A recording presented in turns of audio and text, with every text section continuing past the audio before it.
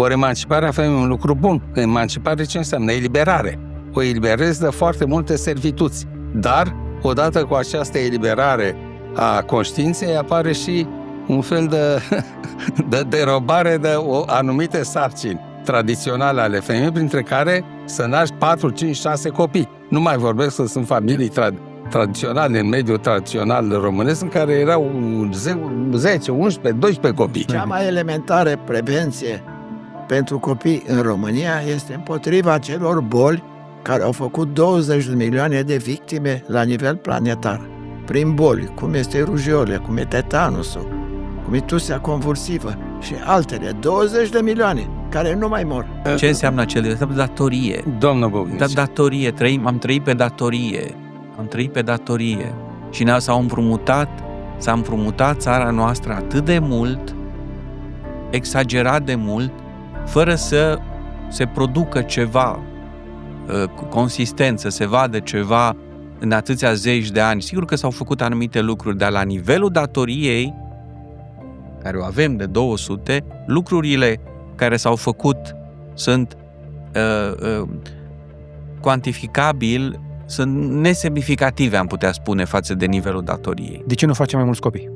Asta e întrebarea care și eu mi-am pus-o și m-am pus-o și dumneavoastră. De ce nu fac românii, cuplurile tinere în România? Cum facem să-i convingem pe români să facă mai mulți copii? E o problemă de conștientizare. Uite, vreau să vă spun un lucru. Salutare tuturor și bine v-am regăsit la un IGTLCC special. Astăzi începem un experiment, începem ceva ce trebuia făcut de multă vreme, iar invitatul nostru semi-permanent, domnul profesor Dumitru Borțun, a fost de acord să mă ajute să organizez o conversație de care avem nevoie urgentă.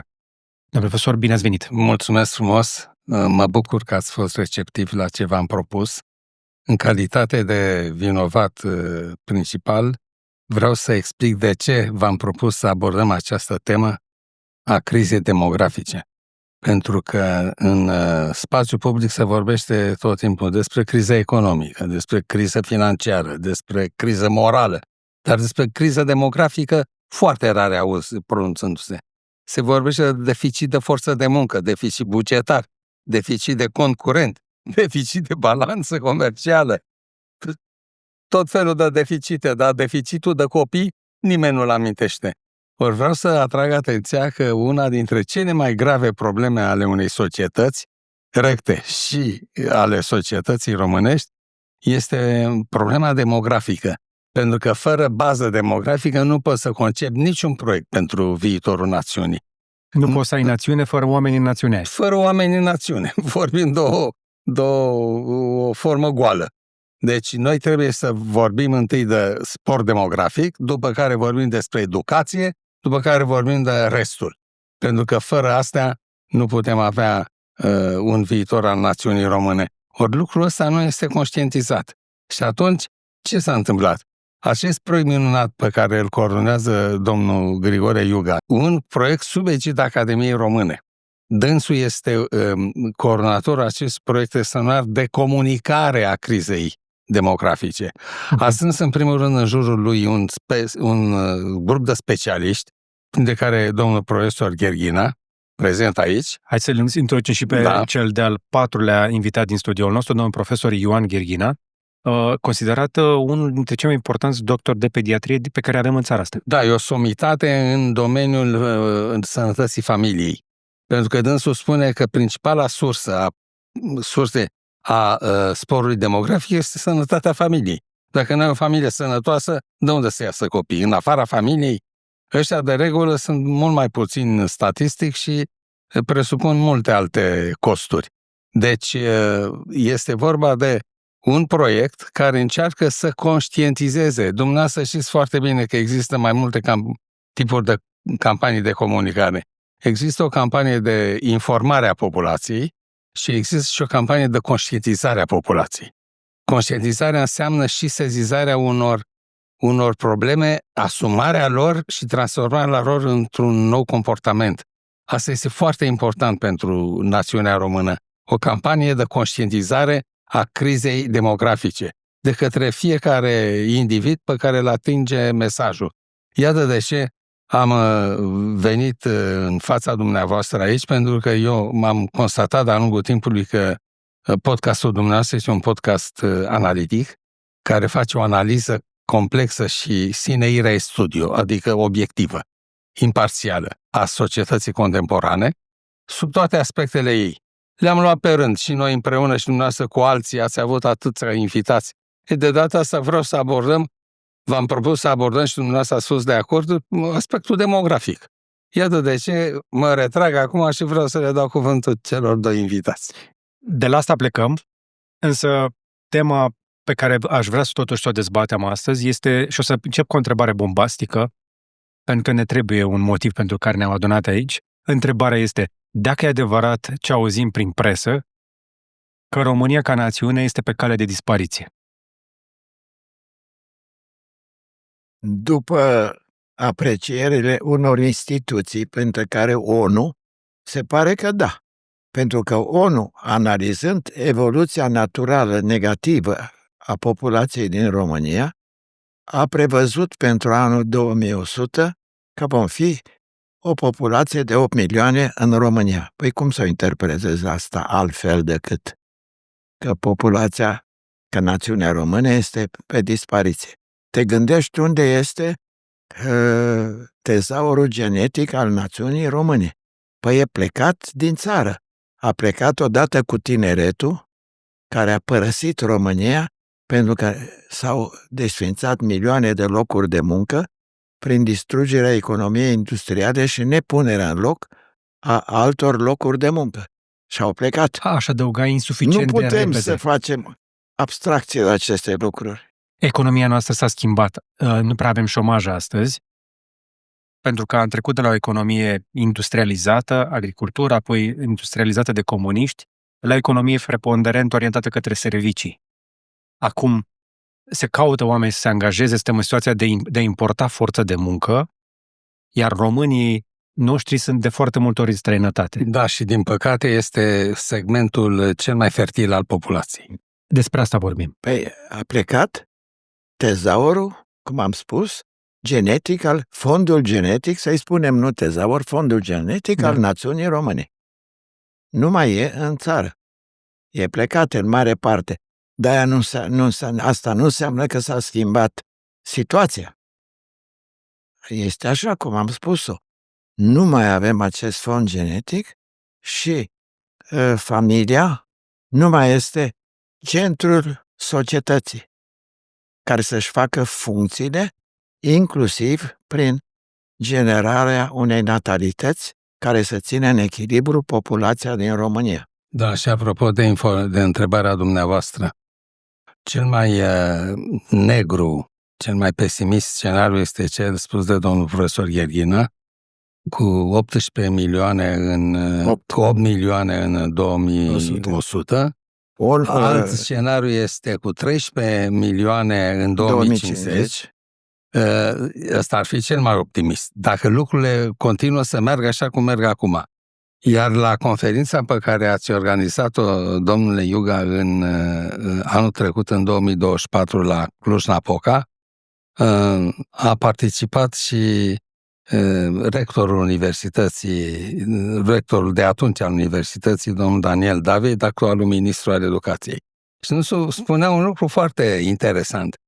Zice, este greu să nu legi modernizarea societății de scăderea natalității.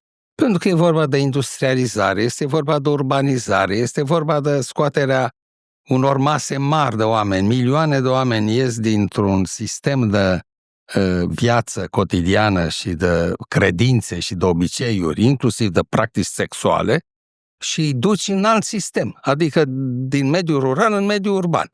Urbanizarea asta face. Pe urmă vin ideologiile emancipatoare, printre care și emanciparea femeii. Ori emanciparea femeii e un lucru bun, că emancipare ce înseamnă? Eliberare.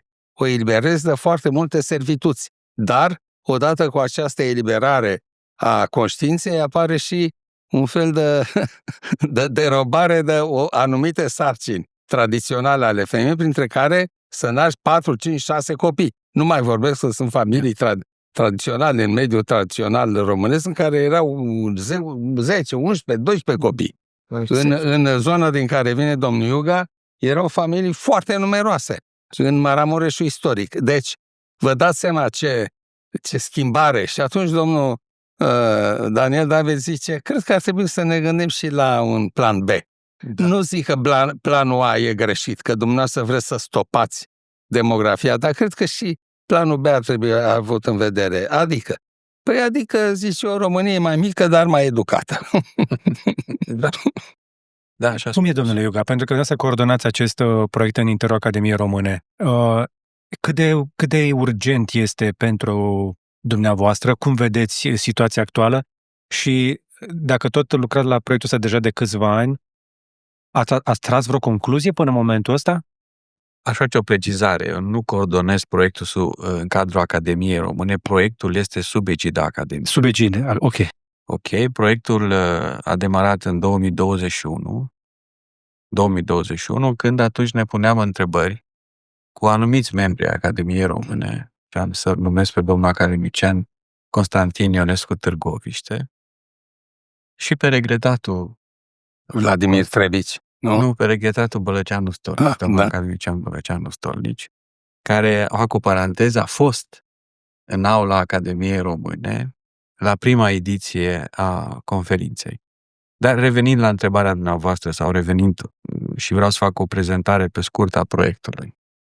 Deci proiectul a început în anul 2021, am invitat mai multe personalități din lumea academică românească să publice în Proceeding-ul Academiei Române Seria B o prestigioasă publicație, așa, și după care, sigur că plecând de la întrebarea aceasta legată de demografie, dacă ne dorim, aici e interesant, poate să punem așa problema, ne dorim să stopăm declinul demografic în România. Da?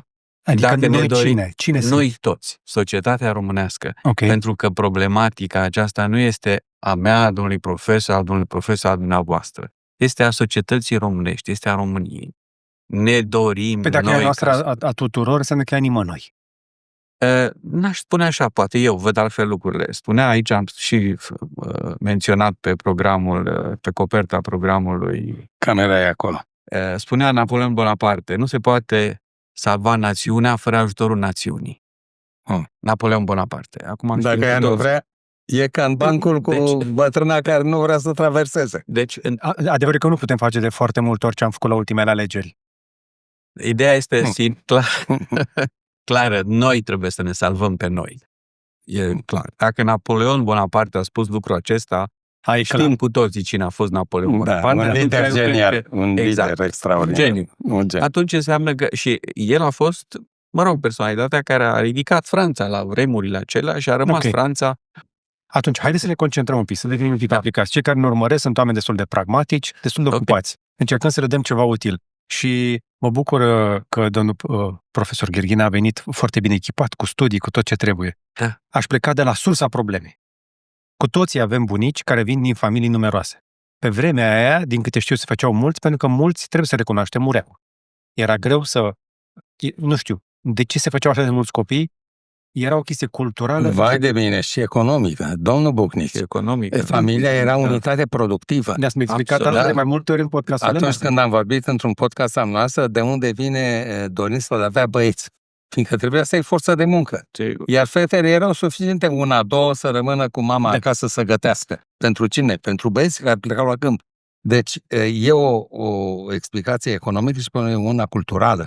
Pentru că în varianta românească a creștinismului, această ortodoxie, acest creștinism popular, pe care oamenii îl știu din tradiția, din gură în gură și de la preot, nu citește toată lumea Biblia, dar știu niște lucruri. Este să nu lepezi copilul dat de Dumnezeu, pentru că e dat de Dumnezeu.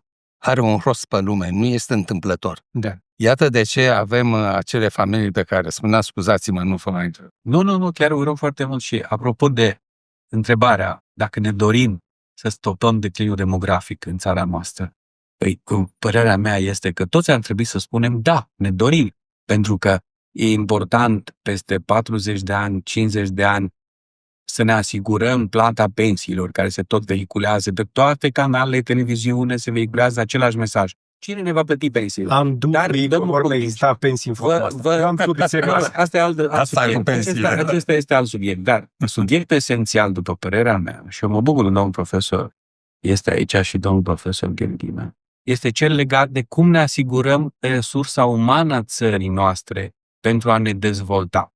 Pentru că trebuie să privim, după părerea mea, problematica aceasta demografică în contextul regional, geopolitic în care suntem noi, nu de acum, de sute de ani. Suntem într-o zonă în care istoricii mari, și am să amintesc acum pe domnul academician Ioan Aurel Pop, am menționat de nenumărate ori, în nenumărate conferințe, aspectul acesta al poziționării noastre și al faptului că am supraviețuit aici, în arcul Carpato-Danubiano-Pontic. Aici am supraviețuit datorită numărului. Numărului. Am fost mai mulți. Am avut o natalitate mai bună. Păi știți care a fost întrebarea, la subiect, scuzați-mă. Întrebarea cheie pe care a pus-o Wilson în tratatul, în Populația Transilvaniei, păi sigur. tratatul de pace de la Paris. Deci, Deci, echipa României se dusese cu tot felul de dosari, cum avem domnul profesor Gherghin acum, cu tate, nu știu, despre săpături arheologice, despre copii de cai morți, despre să arătăm că am fost primii în Transilvania, că avem dreptul istoric. Și ăsta a stat și a văzut ce vrem să facem, să dezvoltăm acolo un fel de curs universitar și se oprește și zice, stop. Deci, o întrebare am. Câți români sunt în Transilvania în procente? Deci 65%. Bun. Transilvania e a României. Ăsta este modul de gândire pragmatic și actual, care nu mai face apel la argumente istorice, pentru că e exact ce s-a întâmplat în Kosovo. În momentul în care albanezii au devenit mai numeroși decât sârbii, nu mai aveai ce să discuți. Asta este o realitate pe care o știu, spre exemplu, și alte religii, cum ar fi musulmanii, care au în predica imamului că duci islamul mai departe prin natalitate. Da. Deci există nu doar țări care se... E o forță în sine, natalitatea. Iar la tratatul de pace de la Paris, în 1919, a venit un argument pentru România. Regele de atunci a fost o personalitate cu un nivel de educație cel foarte ridicat și a avut inspirația să-l aducă pe de Marton, care a făcut măsurători, un francez. Harta română. Exact, care a făcut măsurători în toată zona, în tot arealul acesta locuit de români. Și când a venit la conferință, argumentul suprem, final, a fost harta.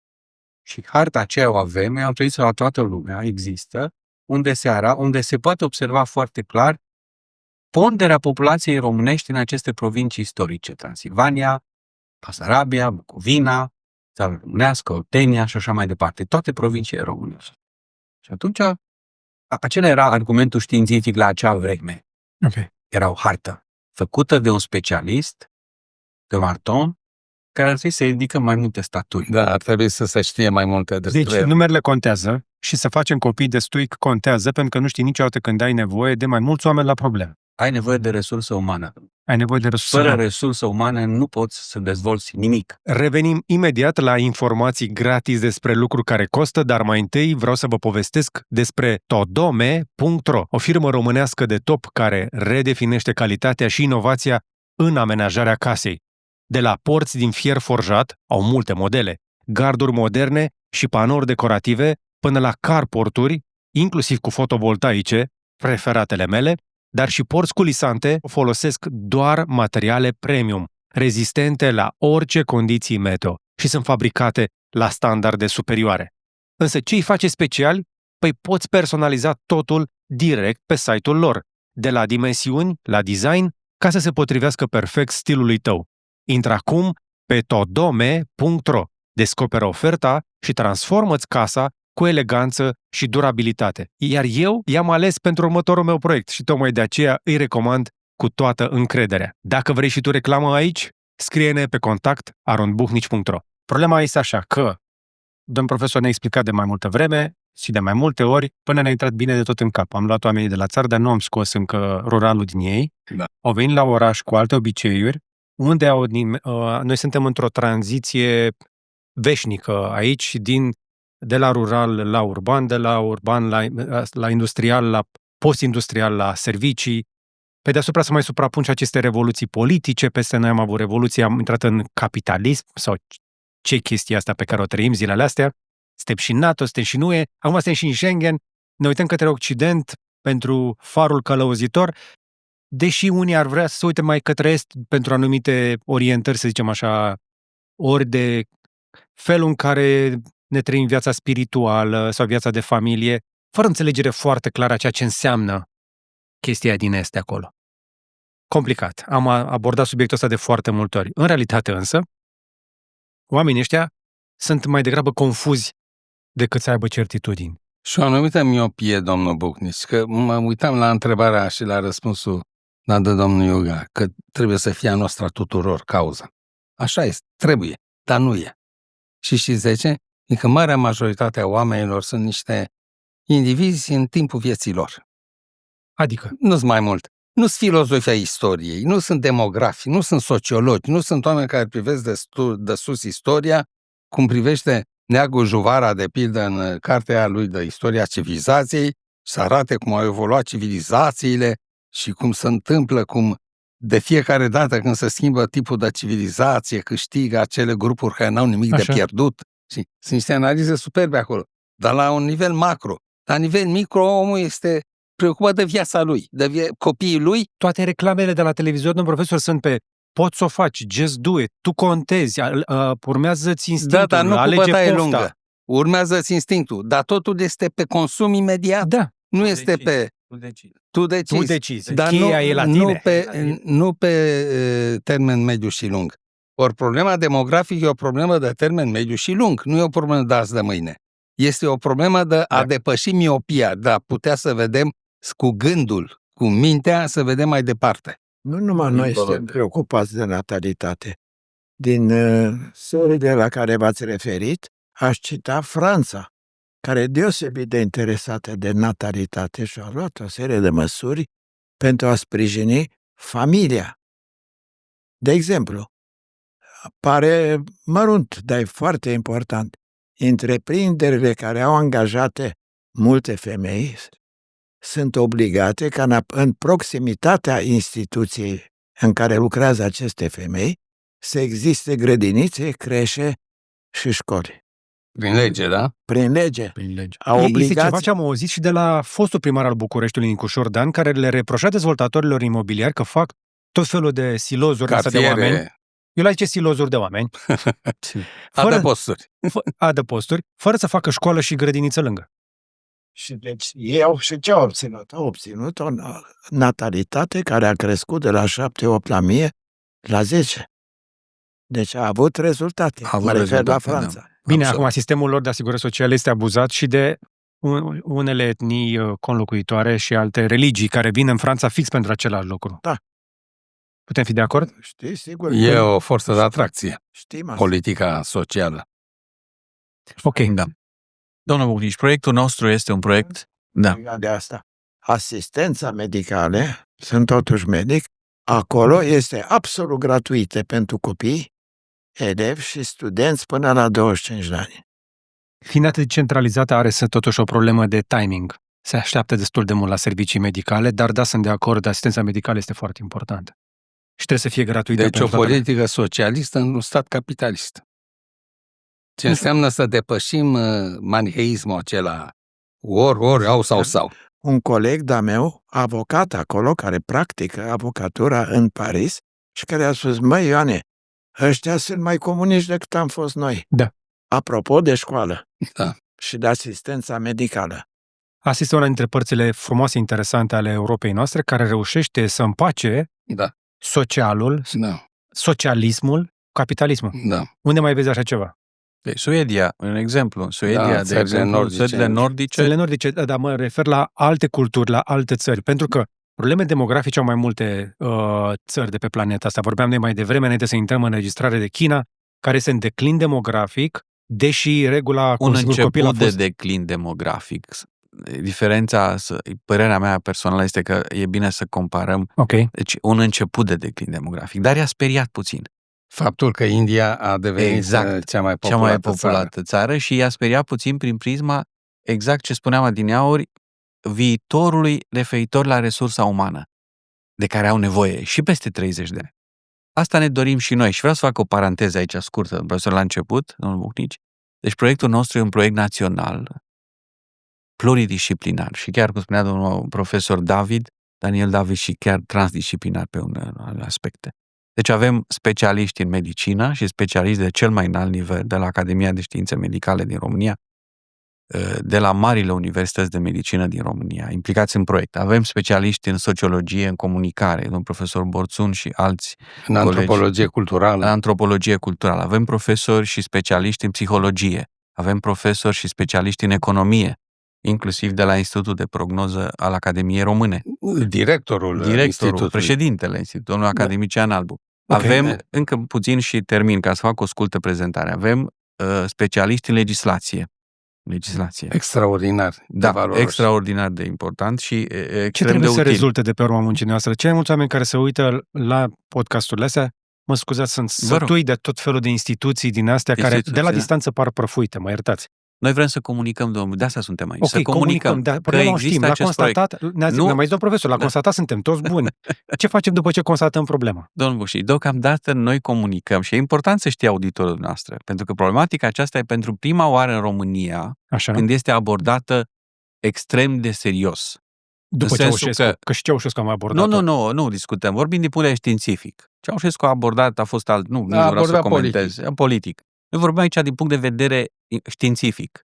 Este o problemă mare a noastră, scăderea demografiei, care ne poate duce la dispariție, da, peste 80-100 de ani, dacă nu luăm măsuri acum, și problematica aceasta trebuie susținută de către toți, am spus, și acum, apropo de auditorii dumneavoastră.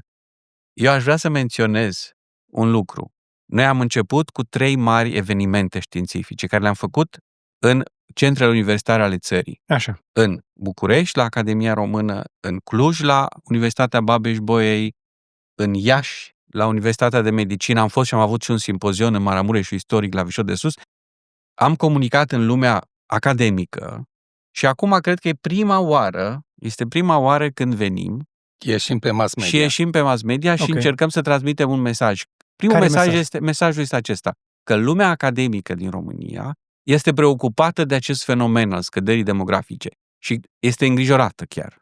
Și vrem prin aceste conferințe și prin aceste mesaje care o să se transmită de acum înainte, să sensibilizăm, să comunicăm la nivelul opiniei publice că trebuie să facem ceva. Domnul Bucnici, am participat la 2 dintre aceste mari conferințe naționale, la Cluj și la Iași, 2024 și 2025. Vreau să vă spun că era un spectacol intelectual extraordinar, niște resurse umane incredibile pe care le are societatea românească în toate aceste domenii de care vorbea domnul Iuga. Ți era o plăcere să-i asculți, fiindcă veneau cu niște aspecte, intrau în cutele societății românești în diferite ipostaze ca să vină cu niște lucruri revelatorii, așa aveai descoperit tot timpul. Numai că simțeam nevoia, dacă ar fi și mai mulți care să participe la treaba asta. Și acum venim în fața dumneavoastră să vă spunem că mulți care ne urmăresc spun, nu mai pot eu că Borțun s-a simțit bine acolo, că el are niște preocupări, niște interese de cunoaștere și să potriveau discursurile. Noi suntem pragmatici aici. De fiecare când avem conversații cu noastră, reușim să fim argumentați. Păi asta vreau să le transmitem, că este vorba de o asumare a cauzei de către fiecare și care ar fi soluțiile, ce avem de făcut, ce trebuie să facem. Asta vrem să transmitem. Da. Problema. M-am referit la Franța și măsurile luate ca să arătăm că nu trebuie să ne temem să facem ceea ce trebuie să facem de gura lumii sau de faptul că ne interpretează nu știu cum cineva, că ce rost au discuțiile. Deci declinul demografic nu este o sentință. Este o situație de existență. Un diagnostic. Stare de fapt. Eu v-am spus, trebuie să punem diagnosticul ca să rezolvăm treaba. Și diagnosticul este că familia, odată în România, în general, este în suferință. În primul rând, că nu se formează în condiții normale. Adică? Foarte greu se întemeiază o familie de către tineri astăzi. Pentru că sunt o serie de piedici. Că spuneți că am venit cum a trebuit să-mi fixez aceste puncte care sunt importante. Nu știu, o familie, ca să poată să existe, să ia ființe între doi tineri, trebuie să aibă asigurate așa numitele nevoi fundamentale care asigură supraviețuirea omului. Deci nevoile fundamentale trebuie asigurate. Piramida lui Maslow. Dar ce vreți să spuneți? Că în România se moare de foame și de aia nu se fac copii? Că suntem o țară mai prosperă ca niciodată. Nu se moare de foame, dar există grija zilei de mâine. În multe locuri se întâmplă și asta. 2 milioane de români mor de foame. Sunt sub limita. Deci 2 milioane de români, din ăștia câți mai suntem, sunt în zona de subzistență. Da. Au probleme cu ce pun pe masă copiilor. Plecăm, deci asta este prima problemă, dar restul? Restul nu e. Cu ce trebuie început ca să ai asigurate nevoile fundamentale? Cu o locuință. Așa. Fără locuință nu supraviețuiesc în mediu. Și e foarte greu pentru tineri care vor să-și facă o familie astăzi să-și câștige, să-și dobândească o locuință. Corect. Asta e un lucru. După aceea, alimentația corespunzătoare. Păi ce face acum, deși am spus că nu ne băgăm în politică, dar ce se pregătește României acum, tocmai asta agravează. Adică? Nivelul de viață. Austeritate, inclusiv alimentația corespunzătoare. După aceea, al treilea lucru este sănătatea publică și individuală, care trebuiesc asigurate. Și al patrulea lucru, care trebuie asigurat tuturor cetățenilor României, este educația, cu atenție la domnul ministru David, pe care l-ați pomenit, educația care are rolul să înarmeze cu o profesie pe fiecare cetățean care să-i permite supraviețuirea independentă. Și întreținerea unei familii. Ăsta este un cuvânt cheie, independentă. Cuvântul cheie, ca să poată trăi, supraviețui în această lume independent și nu întreținut de bunici, de părinți, de mai știu eu cine. Sau femeie întreținută de bărbat. Da. Ăsta e rolul educației și a instrucției, ca a patra condiție fundamentală pentru supraviețuire. Instrucția și educația pentru dobândirea unei profesii care să-ți dea independența, supraviețuire în această viață și în această lume. Știți de ce se întorc la bătăuș cele mai multe dintre femeile bătute? Dependența. Dependența economică. Da. De cauza asta, sigur, suportă lucrurile astea. Deci astea sunt nevoile fundamentale care nu sunt rezolvate. Domnul Burici, colegi de-ai dumneavoastră, de-ai noștri, aș spune, din presă, ne-au întrebat la conferințe și la Cluj și la Iași, ne-au întrebat ce soluții aveți pentru stoparea declinului demografic în România.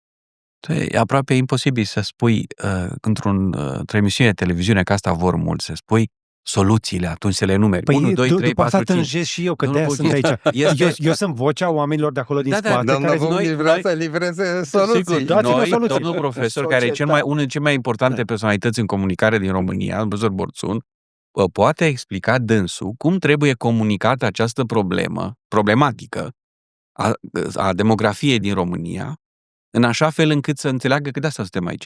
Toată țara, indiferent de nivelul intelectual, și mediu și submediu, da. Noi ne-am adresat în conferințe, și asta e foarte important, că de asta suntem aici, să comunicăm. Ne-am adresat lumii intelectuale, lumii academice. Acum, încă o dată, așa a spus Napoleon, da? Nu se poate salva națiunea fără ajutorul națiunii. Națiunea înseamnă un tot unitar. Înseamnă, e foarte important lucrul acesta. Și conducători și conduși. Absolut, și conducători și conduși. Ce vrem să le cerem, de fapt, oamenilor? Ce le cerem? Noi nu le cerem. Nu cerem nimic. Societatea să poată asigura condițiile întemeirii familiilor noi. Domnul George Simion a încercat să dea românilor casele alea de 35.000 de euro. N-a reușit. Că a zis casă, da? Cu mâncarea o să fie mai greu, că vine recesiunea, taie Bolojan acum cu toporul, că deficit, și atunci o să avem mai puțin bani de mâncare curată. Cu sănătatea. Și cu sănătatea ce facem? Aș vrea să răspund la întrebare. E și mai rău pentru că vrea să taie printre tăieri și numărul de paturi. cu asta reduce asistența de specialitate acordată populației. Iar Domnul acum mai Bunici. tem și bursele la studenți și îi trimitem iarăși să cumpere parizări. Domnul Bunici, încă o dată, proiectul nostru își propune să comunice pentru a încerca să stopăm declinul demografic din România. Asta se poate salva, se poate rezolva printr-o strategie națională. Ok. Acest grup care îl avem acum sunt 10 persoane, 10 specialiști pe diverse domenii, lucrează și sperăm ca până în toamnă să avem conferință de presă și să prezentăm această strategie națională privind stoparea declinului demografic în România, ca o primă măsură, ca o primă etapă. Ok. Pentru că noi trebuie să stopăm declinul demografic, pentru că dacă nu-l stopăm, urmează o perioadă, aș spune foarte, foarte grea, ca să nu fiu alarmist. Eu am făcut un calcul, mi-ați dat După niște cifre la aceea- întemut. Vă spun doar o cifră ca să fie mai ușor de înțeles pentru cei care ne urmăresc. Dacă se confirmă oricare din scenariile pe care mi le-ați spus, noi vom pierde de aici înainte în fiecare an un județ mic sau un județ mare. Pe an. Da. Sigur faci. Da. Deci Vom noi trece lucrăm prin asta. acum Deci exact la sigur vom pierde. strategia pe care vreți dumneavoastră să vă spunem. Deci cel puțin Dar câțiva se ani de aici lucrează, se înainte, lucrează. cel Dar- puțin câțiva ani de aici înainte, noi o să pierdem ori un județ mic, ori un județ mare. Între astea două jonglăm Sigur. Între Deci, 300 în și cadrul- 500 de mii de locuitori. Mhm. pe an. Este asta, da. Pe Domnule an. profesor, așa cum am discutat noi împreună aici, noi avem în cadrul strategiei specialiști pe medicină, pe sociologie, pe economie, pe partea de demografie. Președintele Institutului Național de Statistică a României, domnul profesor Tudorel Andrei, este parte din acest proiect Ok. și acordă tot suportul dânsului din punct de vedere științific acestui proiect. Legislație și așa mai departe. Deci, pe fiecare componentă, în cele care le-am enumerat, acolo sunt detalii, sunt lucruri de amănunt, care vor trebui și sunt Transformate în obiective. transformate în obiective. Dar asta presupune, nu putem într-o emisiune să comunicăm, pentru că și aici n-aș vrea să politizăm deloc în cadrul emisiunii, în cadrul acestei înregistrări. De ce? Pentru că, așa cum am spus, această problematică e a națiunii, Da. în întregul ei. Nu este a lui X sau Y. Am înțeles, dar noi trăim în vremuri în care informația este abundentă, Da. avem exemple de bune practici, de succes și de insucces și de la alții. Nu cred că trebuie să mai reinventăm roata. Sigur că da. Și atunci, aș vrea să devenim un pic pragmatici, concreți. Eu tot trag către chestia asta. Păcatul jurnalistului este că suprasimplifică. Asta o să facă toată discuția noastră de aici. Revin la dumneavoastră, domnule profesor. Da. Aveți un studiu întreg despre chestia asta. Cred că ar fi sănătos să vorbim despre partea de sănătate, un episod dedicat.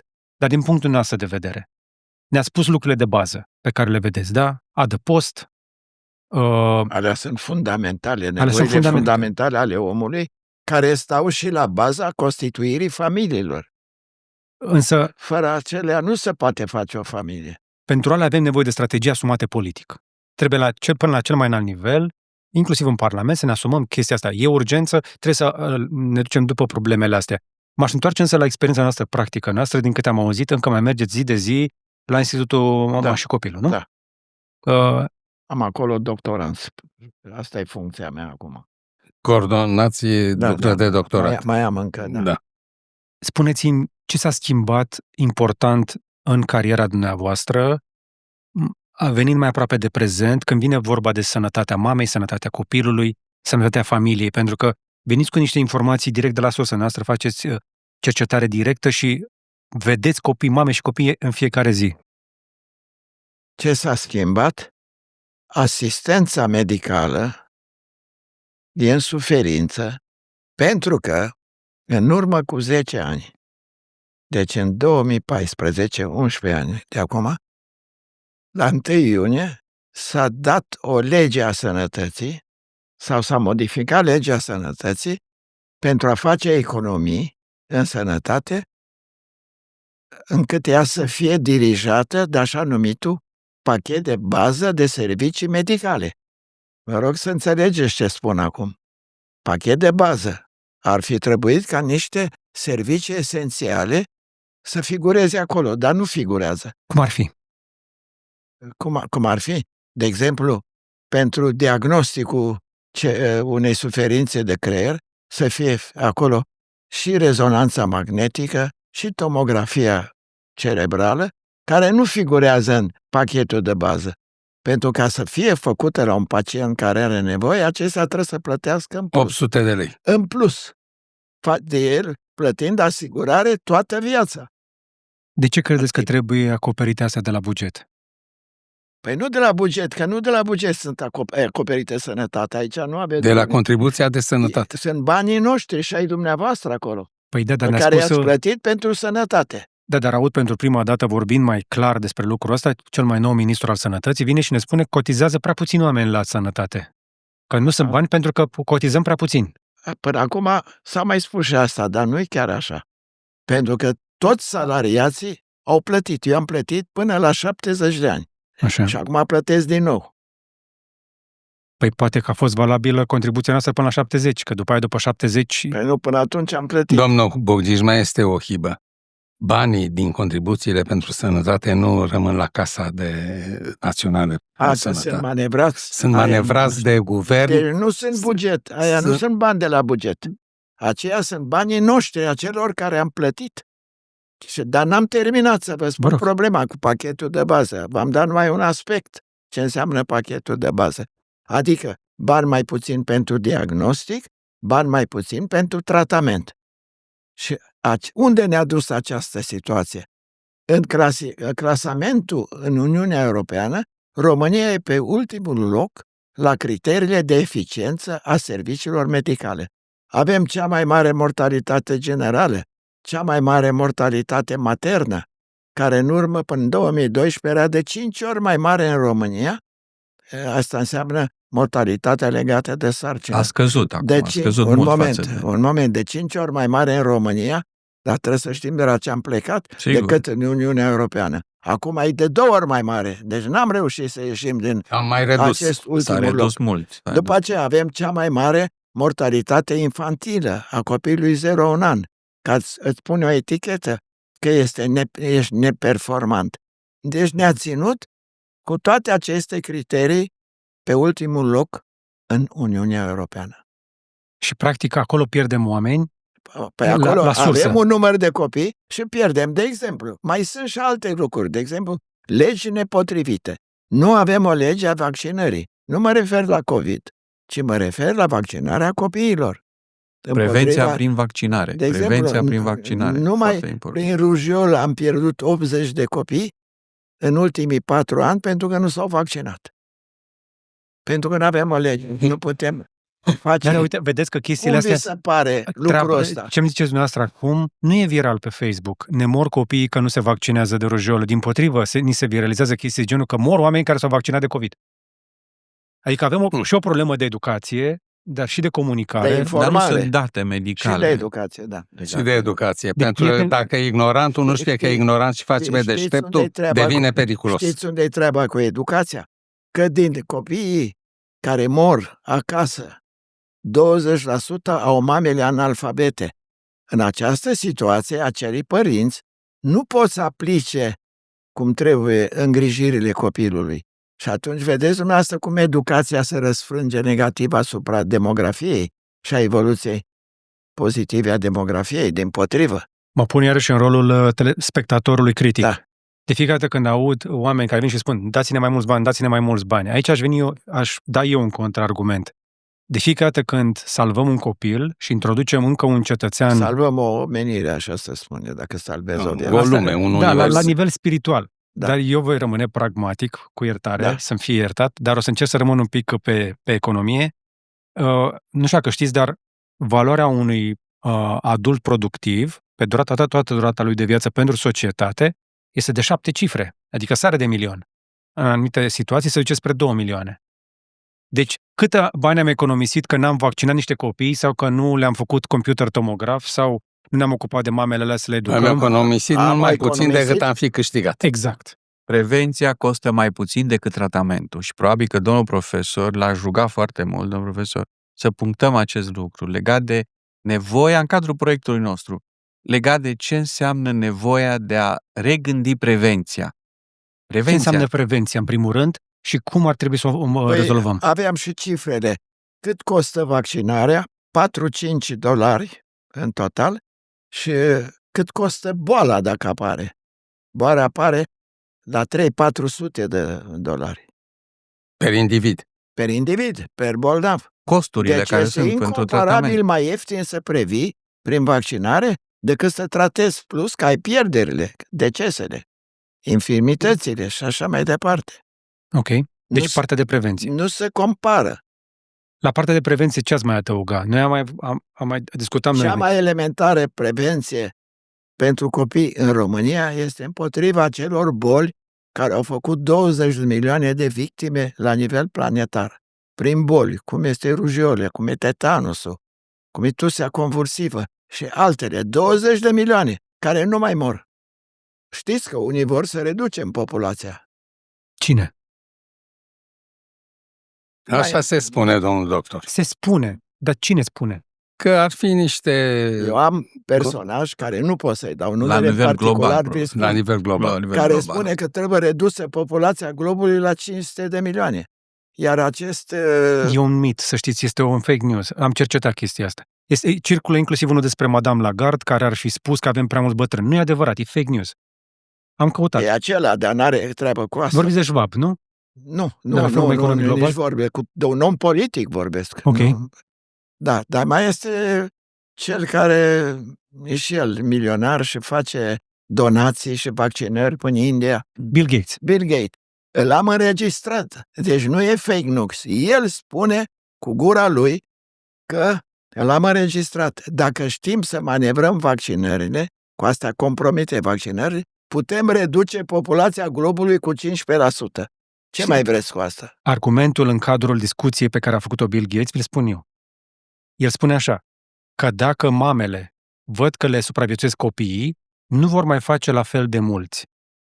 De fiecare dată când introduci prosperitate în orice economie de pe planeta asta, se vede la noi. Se reduce intenția de naștere. Iar în Africa, cea mai mare problemă și în Asia de Sud-Est, se fac atât de mulți copii pentru că ei sunt cum eram noi în anii 50-60. Dacă mor, să ne rămână copii. Eu am fost în Africa, am văzut cu ochii mei. Se fac mulți copii acolo, toată lumea face copii pentru că au un doctor la 10.000 de locuitori. Un doctor la 10.000 și așa selectează natura. Deci Bill Gates se referea la acest spor demografic necontrolat. Scade sporul demografic dacă scade mortalitatea. Da, și se referea la acele regiuni în care sporul este... Da, este scos din context. Da. Este scos din context. Acum, nu-i scos, el vorbește. Da, dar el explică în contextul ăsta. Nu iau apărarea, n-am nicio colaborare, nicio bucurie. Aveți dumneavoastră înregistrat? Este în foarte multe interviuri în care explică chestia asta. Omul este un umanist, în esență, adică donează enorm de mult în Africa. Un umanist care nu e medic nu se duce în India să ia apăsătorul, să uite, să examineze gâtul copilului. Pentru ce a făcut gestul ăsta? Că nu e medic și nu știe ce vede acolo. Domnul profesor, puteți da răspuns la a asta? făcut-o din rațiuni de campanie de imagine. Campanie de imagine. Aia e altceva. Aia nu mai umanitate. Fără să vă dați seama, probabil, da. a ajuns ca atenția noastră să fie capturată de un personaj, de un individ cu foarte multă putere și vizibilitate, a cărui imagine este folosită de toată lumea pentru scopuri diferite. Nu, dar eu știu și alții, dar nu vă pot da nume. Atunci putem fi de acord că sunt unii oameni care și-ar dori să scadă populația. Mult. Bun. Noi nu. Noi ne dorim ca România să crească. De la Malthus. La noi scade fără să vrem noi. De la Malthus, 1798 până astăzi, există tot timpul un curent în cultura lumii de necesitatea reducerii populației. A redus natalitatea. Da. Pentru că sporul de natalitate în anumite zone ale lumii nu poate fi suportat economic.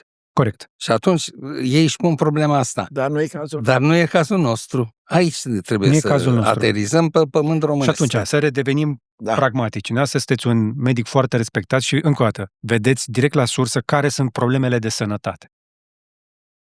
E adevărat ce aud. Și am foarte multe întrebări. Dar vreau să vă dau și replica la pachetul de bază de servicii. Vă rog. Cu ce trebuie înlocuit? Cu asistența medicală universală, pe care noi am mai avut-o înainte de acest lucru. Ce înseamnă asta? Că oricare dintre noi sau oricare bolnav are nevoie de servicii medicale în asistența din România, primește serviciile medicale de care este capabil sistemul medical românesc. Da. Fără să mai facă plăți în plus dacă și-a plătit asigurările. Dacă și-a plătit asigurările. Da. Exact. Nu dacă le-a primit parașutate. Am fost, în cariera mea, eu am umblat foarte mult prin departamente de urgență. Da. E un dintre hobby-urile mele, dacă vreți. Am fost recent în niște UPU-uri. Urgența e altceva, să știți. Dar de ce vă zic de urgență? Stăteam de vorbă cu un șef de departament de primiri urgență, care îmi spunea, zice, am avut 180 astăzi. Dintre ăștia, 90% n-aveau ce căuta aici. Trebuia să se ducă la un medic de familie sau la un ambulator. Oamenii se duc la urgență. Este tradiție românească, te doare capul, te doare o măsea, te duci la urgență. Deci, Când nu e urgență, când doare capul. te doare măseaua. Asta e o neregulă care trebuie desfințată, De acord. trebuie combătută și să rămână Totuși. ceea ce e regula. O să vă ridic acum niște probleme un pic mai dificile. Domnul Bogniș, cred că înregistrarea asta ar trebui să ajungă și la noul ministru al sănătății. La domnul Rogobete? Da. Am auzit că ar fi bine intenționat. Să vedem cât îi reușește. Să Am sperăm. auzit o intervenție ieri sau alaltăieri care mi-a plăcut. Pentru un om care e și tânăr, nu știu câtă experiență are, dar a vorbit corect. O să vă zic o chestie, s-ar putea să nu placă, că nu suntem aici să zicem chestii neapărat plăcute. Eu sunt de acord cu coplata. Și 10 lei dacă e omului, că s-a dus în urgență. Ați mai fost Dacă nu în avea rural urgență. în ultimul timp? Cum? În rural. Ați mai Da, fost pe la bineînțeles. țară, da? Da. Și i-ați văzut pe vârstnicii fără dinți în gură? Da. Și le mai luați și bani pentru ce? Eu știu că pensiile au mai crescut. 10 lei cred că își permit. Cu cât au crescut pensiile lor? E o glumă ce spuneți. Nu, chestia e că nu au punctul sanitar unde să se adreseze. Eu cred că avem nevoie. Asta. Sunt locuri în țara asta unde medicul ajunge o dată pe săptămână sau de 2 ori maxim, Deci, dacă ajunge. Accesul la serviciile sanitare. Dar nu avem nicio cultură a îngrijirii propriei sănătăți. Domnul Bucnici, Aia e prevenția costă mai puțin decât tratamentul. De acord. Și aici, cu domnul profesor, asta aș vrea să dezbatem în continuare, pentru că toți colegii dânsului, și sunt până acum în cele 4 conferințe, au fost sute de profesori universitari care au conferențiat, acest lucru l-au subliniat. Da. Noi avem nevoie de prevenție. Prevenție pe ce anume? Prevenție pe tot ce înseamnă. Prevenția cuplului, Ok. prevenția mamei, prevenția Sănătății. a sănătății copilului. mamei, prevenția copilului, prevenția familiei în general, ca tot unitar, prevenția medicală la familie. Da. Apropo de ce spuneați de îngrijirile pe stomatologie, păi sigur că dacă ar fi prevenție, dacă s-ar face prevenție la nivelul ceea ce înseamnă patologie stomatologică. Ar avea dinți în gură. Exact. Nici nu Sigur intră că în da. discuție în mediul rural. Nici nu intră în Nici nu discuție. se discută despre acest lucru. Bineînțeles. Ei bine, Dar prevenția. nu putem oferi asistență stomatologică universală, am dat faliment ca țară. Nu, dar nu permite vorba nimeni. de asta, e vorba de consult, domnul Unici.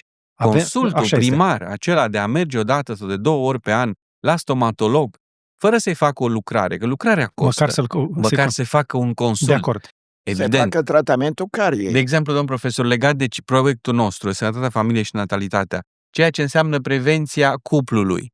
Un cuplu trebuie să ajungă, sau o tânără de 20 de ani sau de 22 de ani, trebuie să ajungă la un medic ginecolog, nu la 35 de ani, sau după ce a făcut primul copil, sau mă rog, de exemplu, când a avut prima sarcină. Ajunge, domnul profesor știe mai bine, că sunt mame care nasc și n-ajung deloc la medicul Asta ginecolog. vreau să spun. Ce să ajungă la că nu ajung, vin la maternitate când nasc. Fără Exact. să le vadă nimeni. Deci asta înseamnă prevenție. Și Ne mai mirăm după aia că mai apare câte o știre cu o femeie cu un fetus fosilizat în ea. După o viață Sigur de că om. da. Dar știți Sigur. ce mortalitate avem la cancerul la sân? Bineînțeles. Care ar putea Pentru că fi nu avem tot screening. primii în Nu avem Europa. screening și screening este o Da. metodă de prevenție. ultimii în Europa. Aș Uitați, mai adăuga la chestia cu dinții, că nu Primii sunt împotriva la rău sănătății sau dentare. ultimii. Sau primii la Păi rău, toți da. suntem pentru o sănătate dentară bună, dar avut trebuie o făcută doctoriță aici. prevenție.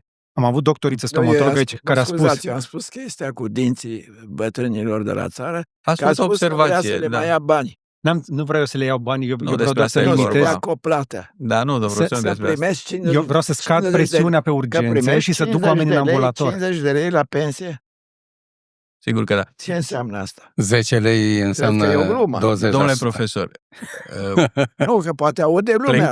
plecând de la această teorie care, mă rog, Și în nu pot toată să lumea zic că am fost occidentală e aici și n-am valabilă zis că nimic, prevenția că primesc 50 e mai de lei. ieftină. Mă iertați, Ca eu să de fim asta am mai- intervenit. mai și nu-s de ieftine acord. decât ceea ce înseamnă tratamentul. Eu aici vreau să subliniez câteva aspecte și aici cred că e nevoie să comunicați și dumneavoastră mai mult către auditorul dumneavoastră. Tot mai mult. Pentru că, repet, prevenția înseamnă și pentru tânărul care dorește să se căsătorească, și pentru tânăra care dorește, și pentru adolescent, și pentru copil, și pentru vârstnic, și pentru persoana care mâine iese la pensie. Da? Și când iese la pensie are toți dinții în gură. Dar asta nu înseamnă că peste 2 ani, dacă el nu merge în fiecare an la un consult primar stomatologic, nu va avea probleme. De acord. Avem nevoie ca oamenii tineri de toate vârstele să fie antrenați Antrenați. Să credem pentru Ăsta e această cuvântul. gândire anticipativă, pentru că adică nu mintea românului cea de pe urmă, și pentru o minte a românului de dinainte. am stat de vorbă cu medici din urgență, de-aia vă spun, insistența mea pentru, dacă vreți, coplată, este că aud clar că vine câte un pacient în urgență pentru o durere de cap sau cine știe ce stare, cei mai mulți dintre ei sunt cazuri de paliație, nu sunt cazuri de urgență. Sau li se fac analize care, știți cât costă un set de analize pentru pacient venit în urgență? Știți cine le recomandă? Foarte mult costă. Foarte Foarte mult. mult 2400 de Știți lei. cine le Foarte mult recomandă? costă. Păi medicul respectiv le recomandă. De ce le Nu, recomandă? că dacă la urgență vin fără nicio trimitere. Vin fără trimitere, fără istorie Păi medical și medicul nu de știe ce acolo îi are. recomandă, că nu se poate face analiză fără un medic să Nu, spună. în urgență. Îl obligă medicul urgentist este regulamentul Nu e spitalului. obligat să dea analiză. N-are dacă voie să refuze pe nimeni. El nu refuză, le examinează, n-are voie să dea analize fără să examineze. Și în urma examinării vede că nu e bolnav și atunci nu are nevoie de analize. Dar în unele zone din țara Se asta, încurcă lucrurile aici. sunt multe locuri în țara asta unde departamentul de primire urgențe este singura chestie unde oamenii ajung la doctor. Și când îl vezi pe bătrânul ăla că vine și știi clar că e caz ori de medic de familie, ori de paliație, trebuie să-l ia să se uite la el. Nu Păi poate să-l vede, trimită asta e obligatoriu. Exact. Și atunci când vine acolo, fără istoric medical, fără un medic curant, fără să-și urmărească sănătatea de zi cu zi, când vine acolo, nu prea știi ce are să-i faci și te costă într-o dată 2400 de lei analizele. Așa e. Domnul Gherghina nu a vrut să spună că nu aveți dreptate. A vrut să spună că e defect protocolul. Exact. Dar nu e protocolul așa, îmi pare rău Da. că îl spuneți. Eu am fost 10 de ani Vă rog. medic de urgență. Am luat numai analizele strict necesare. Nu am luat un set Pe bază de experienței 2400. dumneavoastră, cei mai mulți medici din urgențe nu știu să selecteze care din... Păi cum Da. să atunci? Păi Asta e- ține de casuistică, de instruim pe ea. experiență. Exact. Păi Așa să e. instruim. Depinde, domnul profesor, de spital, de spital. Depinde de specialist. Păi să instruim, să controlăm spitalele. Asta E e alt complicat, subiect. e Acesta e complicat. alt subiect. De ce e e alt complicat? subiect. La partea de... S-a realizat Nu toți treaba doctorii asta. sunt doctori atât de buni încât să se vadă pacientul și să spună nu trebuie să-i fac tot purcoiul ăla de Din analize. 10 ai le fac- nevoie de 2. Exact. Domnul profesor, v-aș chestia asta invita costă. o dată la secția de urgență a Spitalului Județean din Alexandria, Corect. Am ca fost să vedeți cum cel e. puțin 15 ani am îndrumat Alexandria și Brăila. Interesant. Și cum erau pe vremea aia. Cum e? Să-i vedeți cum e acum. Te trimit la roșiori, fiindcă ei nu au un medic ca să Despre asta analizeze plămânii. Iar la partea Îți de fac sănătate, altceva. Păi unde fotografia, e da. radiologul? Păi nu-l avem. nu-l au. Nu e De pneumolog multe ori nu acolo, e. da. Și atunci, revenind la partea de sănătate dentară, am avut medic aici, că aduc foarte mulți oameni care vorbesc despre longevitate, despre sănătate. Doctorița de dinți a venit și mi-a spus, te doare capul? Era aici în studio. Da. Mm. E probabil de la dinți. Sau te doare spatele? E probabil de la dinți. Mi-a zis un osteopat. Deci, foarte multe chestii. Inima. Se poate muri de inimă de la dinți. Există o bacterie care se localizează pe dantură, care afectează inima. Păi, dar marele nostru artist, actor, regizor, un intelectual de primă mână al României, Ion Caramitru, a murit din cauza unei infecții dentare care Care s-a extins. s-a extins. A făcut Pentru că a pneumonie. prins o perioadă de asta de sărbători, nu mai știu ce era, Crăciun sau Paște, când medicii nu erau în unitatea Cu spitalului. toți am pierdut pe cineva Și într-o a ajuns perioadă de prea târziu. sărbători. În perioada de sărbători, dacă ne uităm un pic pe mortalitate, este... Deci, apropo de educația sanitară în ceea ce privește dentiția. spălatul pe dinți de care se spune până și în mesajele astea de interes public, la radio, la televizor, spălați-vă cel puțin de 2 ori pe zi pentru o bună sănătate. E un pas înainte făcut. E un ca pas și înainte. comunicare, Asta știți de ce e nevoie? Ca să afle cei care ne urmăresc. Nu pentru că ai niște resturi între dinți pe care trebuie să... Că cei mai mulți așa cred. Că ne spălăm pe dinți pentru resturile... Care? Da. Nu, că aia zice, am clătit de 2 ori cu apă, cu așa, și m-am curățat. Nu, este vorba de placa bacteriană care se pune pe dinți și care trebuie dată jos, rasă și dimineața și seara. Da. Dacă se poate și la prânz. Asta înseamnă un fel de tratament continuu, prevenție.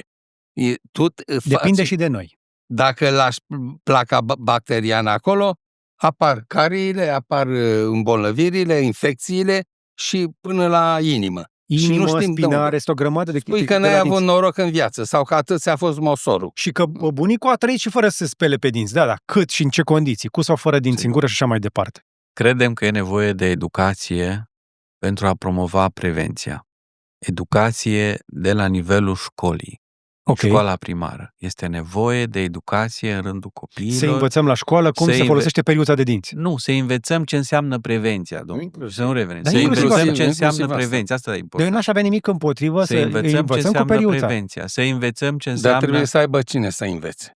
Eu cred că dacă vorbim cu ăștia care vând pase de dinți și periuțe, cred că le-ar conveni și lor să vină să țină cursurile alea. Știți, da. Așa e. Așa și trebuie. În România nu se mai face reclamă la pase de dinți pentru că nu cresc vânzările. Parteneriatul public-privat. Voilà. Da. Bun. Am vorbit doar despre dinți o grămadă. Am niște curiozități, domn profesor, că noastră puteți să mi le confirmați sau nu. Circulă niște studii cum că o problemă legată de demografie este și scăderea numărului de spermatozoizi la bărbați, la jumătate față de acum 20 de ani, adevărat?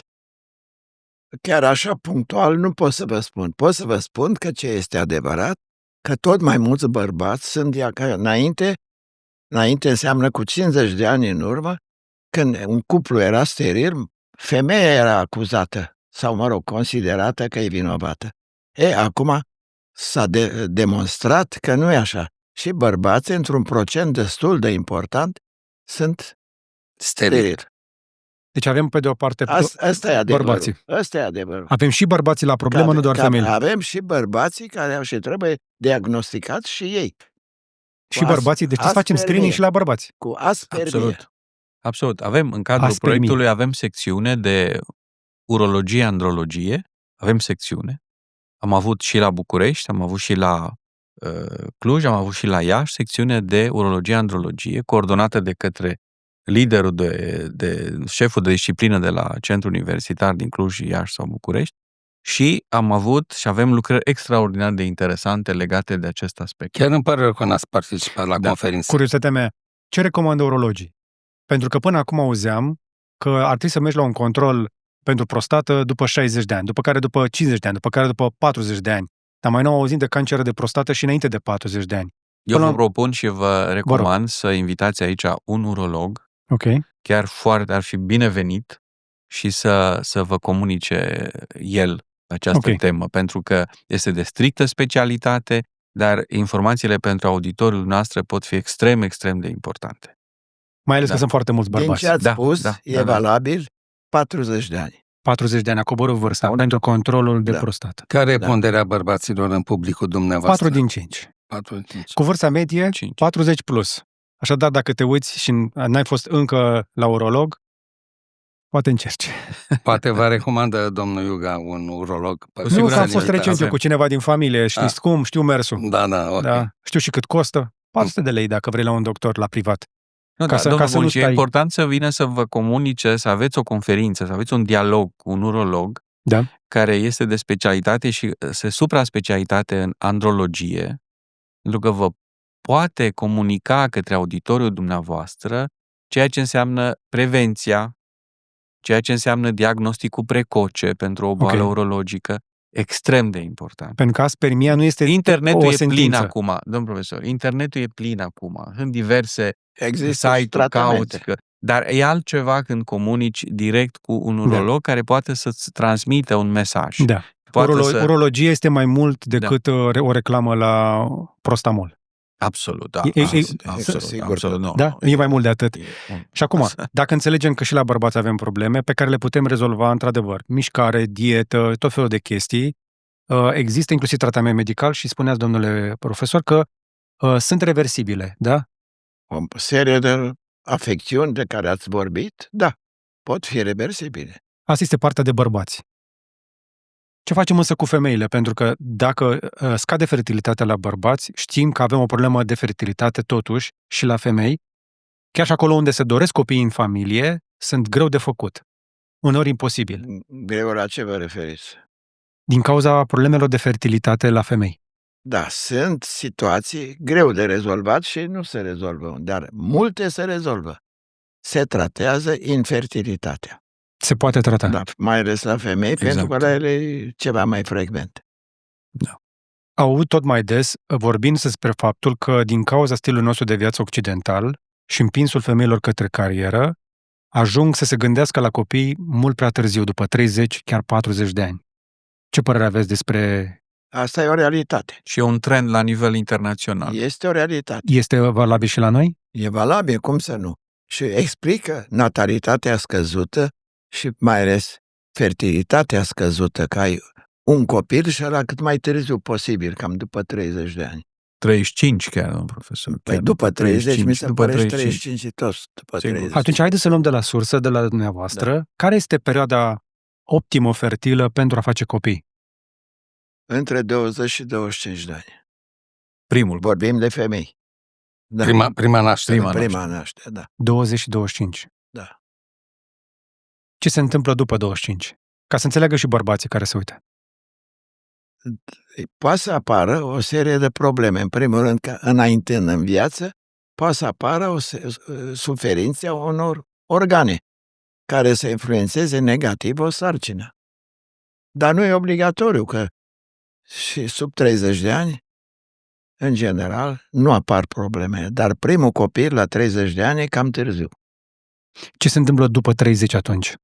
După 30 de ani poate să apară, cu cât te apropii de 40 de ani, o serie de probleme genetice. Mongolismul, de pildă, la copil. Probleme genetice la copil. Cu cât mama e mai în vârstă, nu numai la primul copil, dar și la al doilea, al treilea. Un copil mai târziu riscă să aibă boli genetice. Cum e? Idioția mongoloidă. Trizomia 21. Asta, mongoloismul nu are nimic peorativ în el. Vine din faptul că unul dintre sindromuri este ochii mongoloizi, Fanta palpebrală este aspect umerii asiatic. obrajilor ridicați, adică seamănă cu un mongol. Adică un mongoloid seamănă mai mult cu fratesul mongoloid decât cu frații nemongoloizi. Cu ea nu seamănă. Ok. Deci riscul să faci copii cu probleme crește. Sigur, cu cât mama e mai în vârstă. Păi și atunci ce facem? Că ne întoarcem la discuția de incluziune socială, de asistență, mama care are nevoie și ea să-și construiască o viață, îi tot spunem toată ziua și ei, poți să o faci, meriți o carieră, putere. Să fie autonomă. Să fie autonomă. Îi cerem femeii să fie ca un bărbat zilele astea. Și ce facem?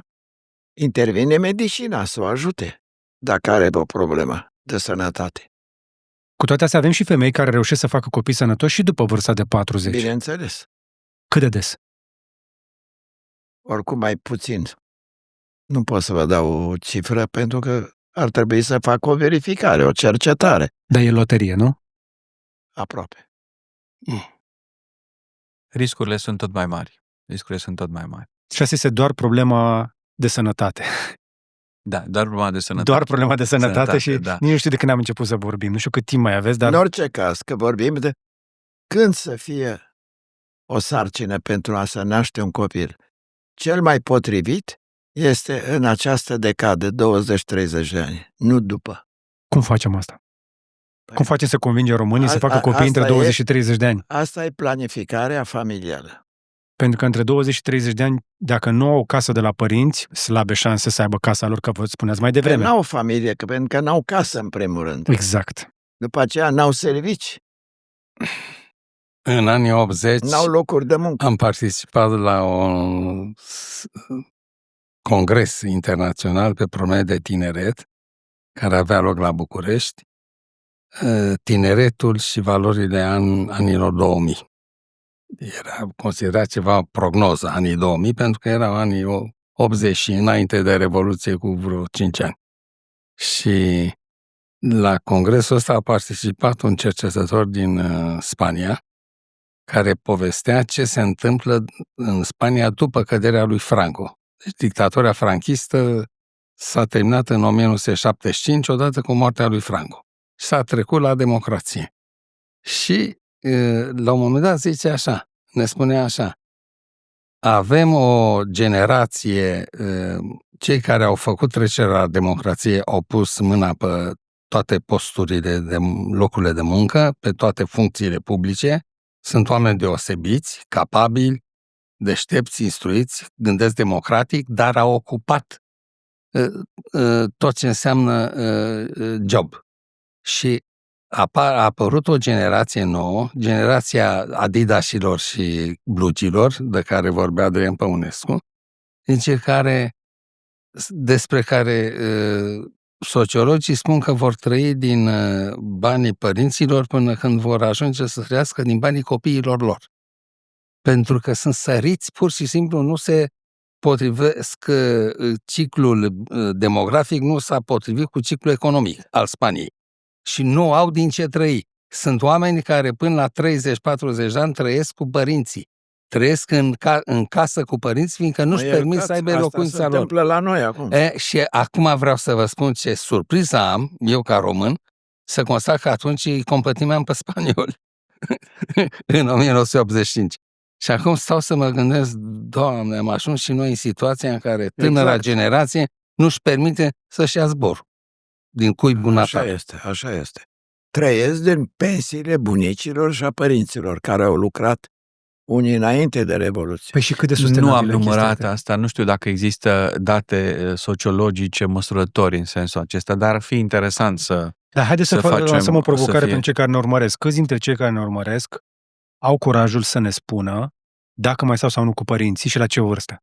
Sunt tare curios să văd. Da, asta e într-adevăr, poate fi un studiu sociologic foarte interesant. Noi, oricum, domn profesor, dacă vă aduceți aminte, la ultima noastră întâlnire am discutat despre acest sondaj național, care o să fie și urmează ca, poate la următoarea noastră întâlnire aici, să vă comunicăm legat de sondajul acesta național. La național. 31 de ani care n-au nicio ocupație. Au avut așa temporar niște servicii care nu le-au ținut de diferite motive și care trăiesc deja până la 30 de ani, 31 de ani, din pensia Aici este foarte important să bunicilor și există. salariul părinților. Iertați, domnule profesor, îmi cer scuze. Gata, am oprit. Vreau doar să spun că e foarte important să avem măsurători, domnule Bucnici, aici. Nu putem lansa cifre.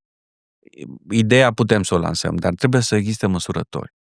De exemplu, de ce discutam, cât la sută din tinerii din România, între 20 și 30 de ani, sunt dependenți, locuiesc cu părinții. Cât la sută au... Pentru că sub 20 vedem foarte mulți care trăiesc din bani trimiși și din remittances, cum le spune, bani trimiși din străinătate, de la părinții care lucrează în străinătate, dacă nu s-au dus după ei. Păi Acestea sunt cercetări sociologice care ar trebui făcute la noi. De ce? De ce ar fi important să știm asta? Pentru ca să știm situația reală care este în momentul de și față. Și la cine ajută dacă aflăm adevărul ăsta? Nu ne mai facem iluzii despre viitor. Noi trebuie să ieșim odată din paradigma asta a ideologiei. Și ce înseamnă ideologie? Falsă conștiință. Noi trăim într-o falsă conștiință de decenii, dacă nu de 100 de ani.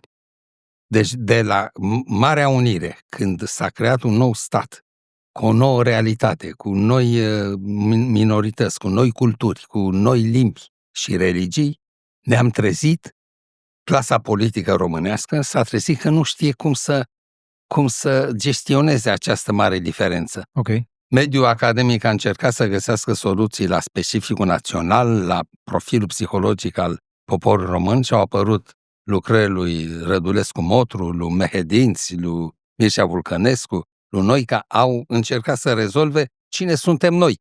Era o nouă întrebare, nouă pentru România mare.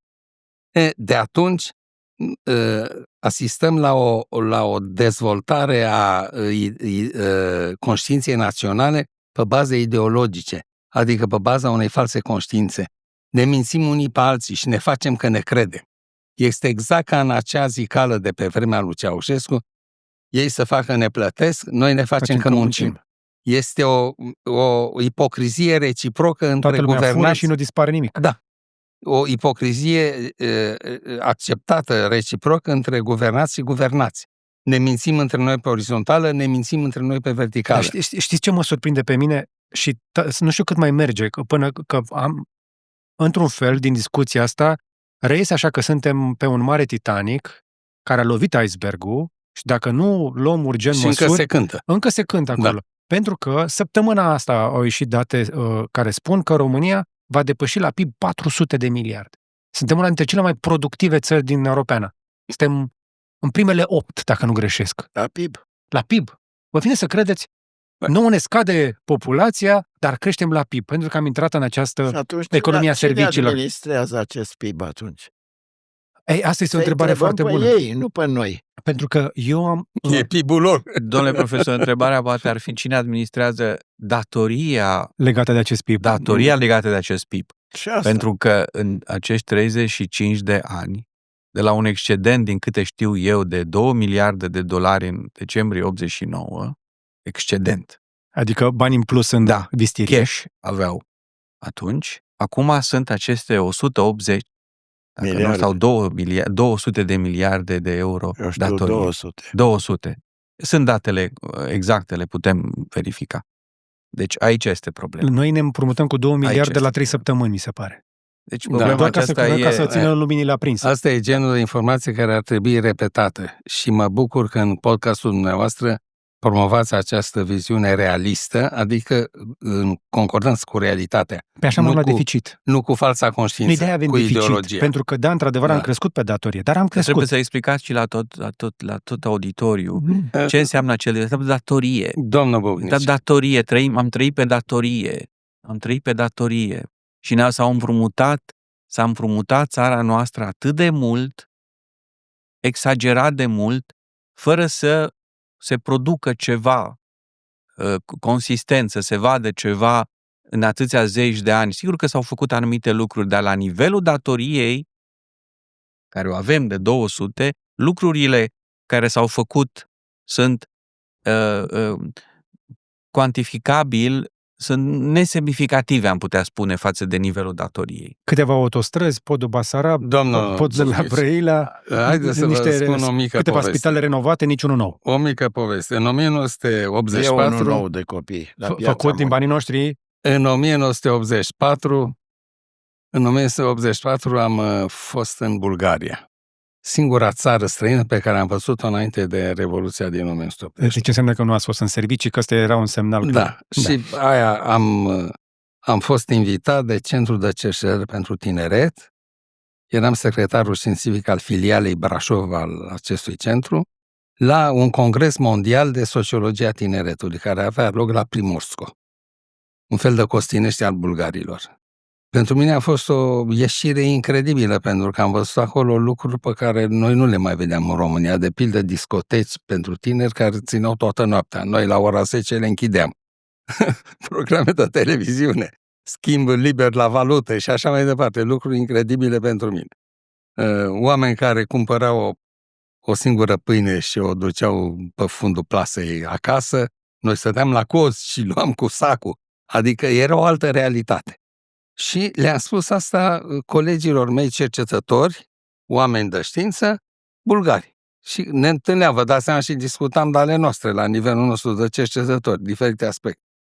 Și bulgarii mi-au spus așa, da, zice, pentru că noi avem o viziune realistă despre cine suntem, acceptăm și faptul că suntem la remorca Uniunii Sovietice, pentru că altă șansă nu avem, ea e marea putere și... Iar voi, zice, aveți un comportament, voi românii, un comportament de... auziți ei o vorbă de-a lor, dar s-ar traduce în zicala românească capra plină de rie, dar cu coada sus. Adică, vai de capul nostru cum suntem, dar suntem osați. voi vreți să vedeți, prin Ceaușescu, vreți să fiți capitala mondială a diplomației, vreți să fiți mediatorul tuturor marilor probleme ale lumii, nu știu ce. Zice, noi nu avem pretenția asta și trăim bine. Știți că ei nu aveau schimbul 3 decât în sectoarele cu foc continuu? Pentru că respectau o indicație a Organizației Mondiale a Muncii că schimbul 3 este inuman și trebuie limitat cât se poate. Noi aveam schimbul 3 generalizat. De ce? Pentru că era o formă de a masca șomajul. Băgam în schimbul 3, să dormea, să făceau tot felul de lucruri, nu se producea. Dar nu erau șomeri, erau muncitori. Deci toate lucrurile astea erau un alt socialism. Nu zic că era bun sau că era mai bun, dar era mai normal. Și atunci mi-am dat seama pentru prima dată că noi trăim într-un fel de Matrix, într-o ideologie de asta cu care ne mințim pe noi înșine și văd că unii continuă treaba asta. Avem concetățeni care au rămas tributari educației din epoca Ceaușescu, ne mințim. Ori eu sper că aici, în podcastul dumneavoastră, reușim să mai înțepăm balonul ăsta din când în când, să înțeleagă lumea. Acum nu mai spune ceaușism, acum mai spune suveranism. Da. Haideți să nu ne ostilizăm pe oamenii. Nu vreau să ostilizez, dar trebuie să înțeleagă că ei sunt produsul educației din acea epocă și care este o ideologie, o falsă conștiință. Da, dar trebuie să închidem capitolul ăsta din istoria noastră recentă, pentru că este un exemplu clar de, exact ce spuneați dumneavoastră, de, cum să zic eu, de desincronizare de la realitate. Da, și știți care e riscul, dacă nu intrăm în curs cu istoria din jurul nostru, din plan mondial, că e ca atunci când, în loc să te urci în tren, te calcă trenul. Adică dacă nu reușești să urci în tren, te agăți de bara aia de scară, până la urmă cazi și cazi sub tren. Okay. Deci noi trebuie să fim agenții ai istoriei, nu obiect al istoriei. Atunci, haideți să vă ridic eu o problemă despre ce probleme văd eu în munca de zi cu zi, făcând și podcastul Curiosity, urmărim toate trendurile în tehnologie la nivel global și înțelegerea mea despre viitorul apropiat este că, chiar vorbeam înainte de discuția asta cu un specialist în educație, în următorii 5 ani dispar 30% din joburile actuale minim. O spune McKinsey. McKinsey care și ei se pregătește să dispară, că o să înlocuiască și pe o inteligență artificială. Da. Pe ultimul trend, cântecul de lebădă al cercetătorilor și acestor organe de evaluare. Însă niciun job Dar nu va scăpa. realiști. Dar sunt realiști. Spun adevărul. 30% este, să zicem așa, conservator. Eu aș zice că niciun job nu va scăpa de impactul inteligenței, nu doar al inteligenței artificiale, ci al automatizării și al robotizării. Și vom vedea și dumneavoastră, sper să stați cât mai mult alături de noi și să vedeți roboți umanoizi. Sper să-i vedeți să vă ajute în spital la nevoie. O să vină roboți umanoizi cu inteligență artificială, care sunt foarte multe companii care se bat la chestia asta și toacă miliarde pentru a scoate roboți umanoizi. Cineva va reuși. Domnul Bunici, asta înseamnă să ai nostalgia viitorului, cum spune Elvin Toffler. Să te uiți la viitor, adică să-ți scoți din cap dacii liberi și să te uiți la inteligența artificială. Este nevoie de o reorientare a psihologiei poporului român. Noi dacă rămânem în continuare să ne hrănim cu mândria națională și cu legitimarea noastră ca români din trecutul glorios și nu ne uităm deloc înainte, ne calcă trenul. Este exact ce spuneam. Dacă eu vă spun că, din observațiile mele, vom avea printre noi roboți care au în ei toată inteligența umanității și ceva în plus, pentru că vor fi în permanență conectați la ROI, nu? Da. Discuția despre demografie, ce rol mai are? Păi fără elementul uman nu poate fi societate. Doar asta. Absolut. De ce? Pentru că societatea înseamnă oamenii. E altceva decât un sistem informațional. E altceva, nu mai e societate umană. Ok. Pe noi ne rezolvă, spunea și domnul profesor Tudorel Andrei, ne rezolvă problema aceasta demografică pentru următorii 10, 20, 30 de ani, o dezvoltare economică sănătoasă, predictibilă, nu bazată pe datorii care nu se pot plăti, pentru că aici apare fenomenul acesta al predictibilității legat de tinerii cu școală care pleacă în străinătate, ai noștri care pleacă în străinătate. se uită la cifre, care sunt tineri educați și văd Păi cifrele. toate cifrele pe care le-a Și- spus domnul profesor Gherghina arată, a spus de 2-3 ori că suntem pe ultimul loc în Europa. Și la aia, și la aia, și la aia. Sigur, Păi anumite asta, aspecte pentru vor merge- cancelarile lumii, formează un tablou la care ei se raportează la noi ca la ceea ce suntem, nu ca la ceea ce și-ar dori suveraniștii noștri să fim, la ceea ce suntem în realitate. Și de aceea se raportează așa, nu pentru că suntem noi slugarnici și pentru că e nu avem mândrie realitate. națională. Atâta livrăm. Ăștia Atâta suntem. livrăm, atâta ne tratează cu ceea ce suntem. Deci este foarte grav ce se întâmplă. Tot ce a spus domnul Gherghina ține de statutul nostru în lumea de azi. Suntem o societate necompetitivă. Cu toate astea, această societate care acum este necompetitivă și este îndatorată, revin cu întrebarea, intră într-o etapă post-industrială sau a automatizării, robotizării, cum vrem să-i spunem? A câta revoluție industrială e? A patra? E a patra. Intrăm în a patra revoluție industrială. Avem nevoie de oameni pentru că o societate se face cu oameni. Și dacă scădem ca populație, nu vom mai fi relevanți. Dar de ce e Trebuie important să asta? credem, domnul Bucnici, că putem și noi.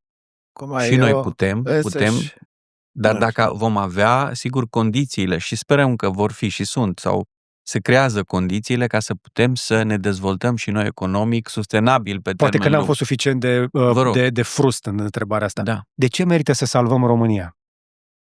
Păi țara noastră, domnul Bunici, e țara Și noastră. ce are așa de special că mai nou toată lumea trage de ea în toate părțile? La cine vă referiți? Că trage? Toate ideologiile, toate partidele, toți politrucii care trec pe aici, toți au ei o altă versiune. Sunt trecători. Sunt trecători. Națiunea română e veșnică. Dacă nu cumva dispare.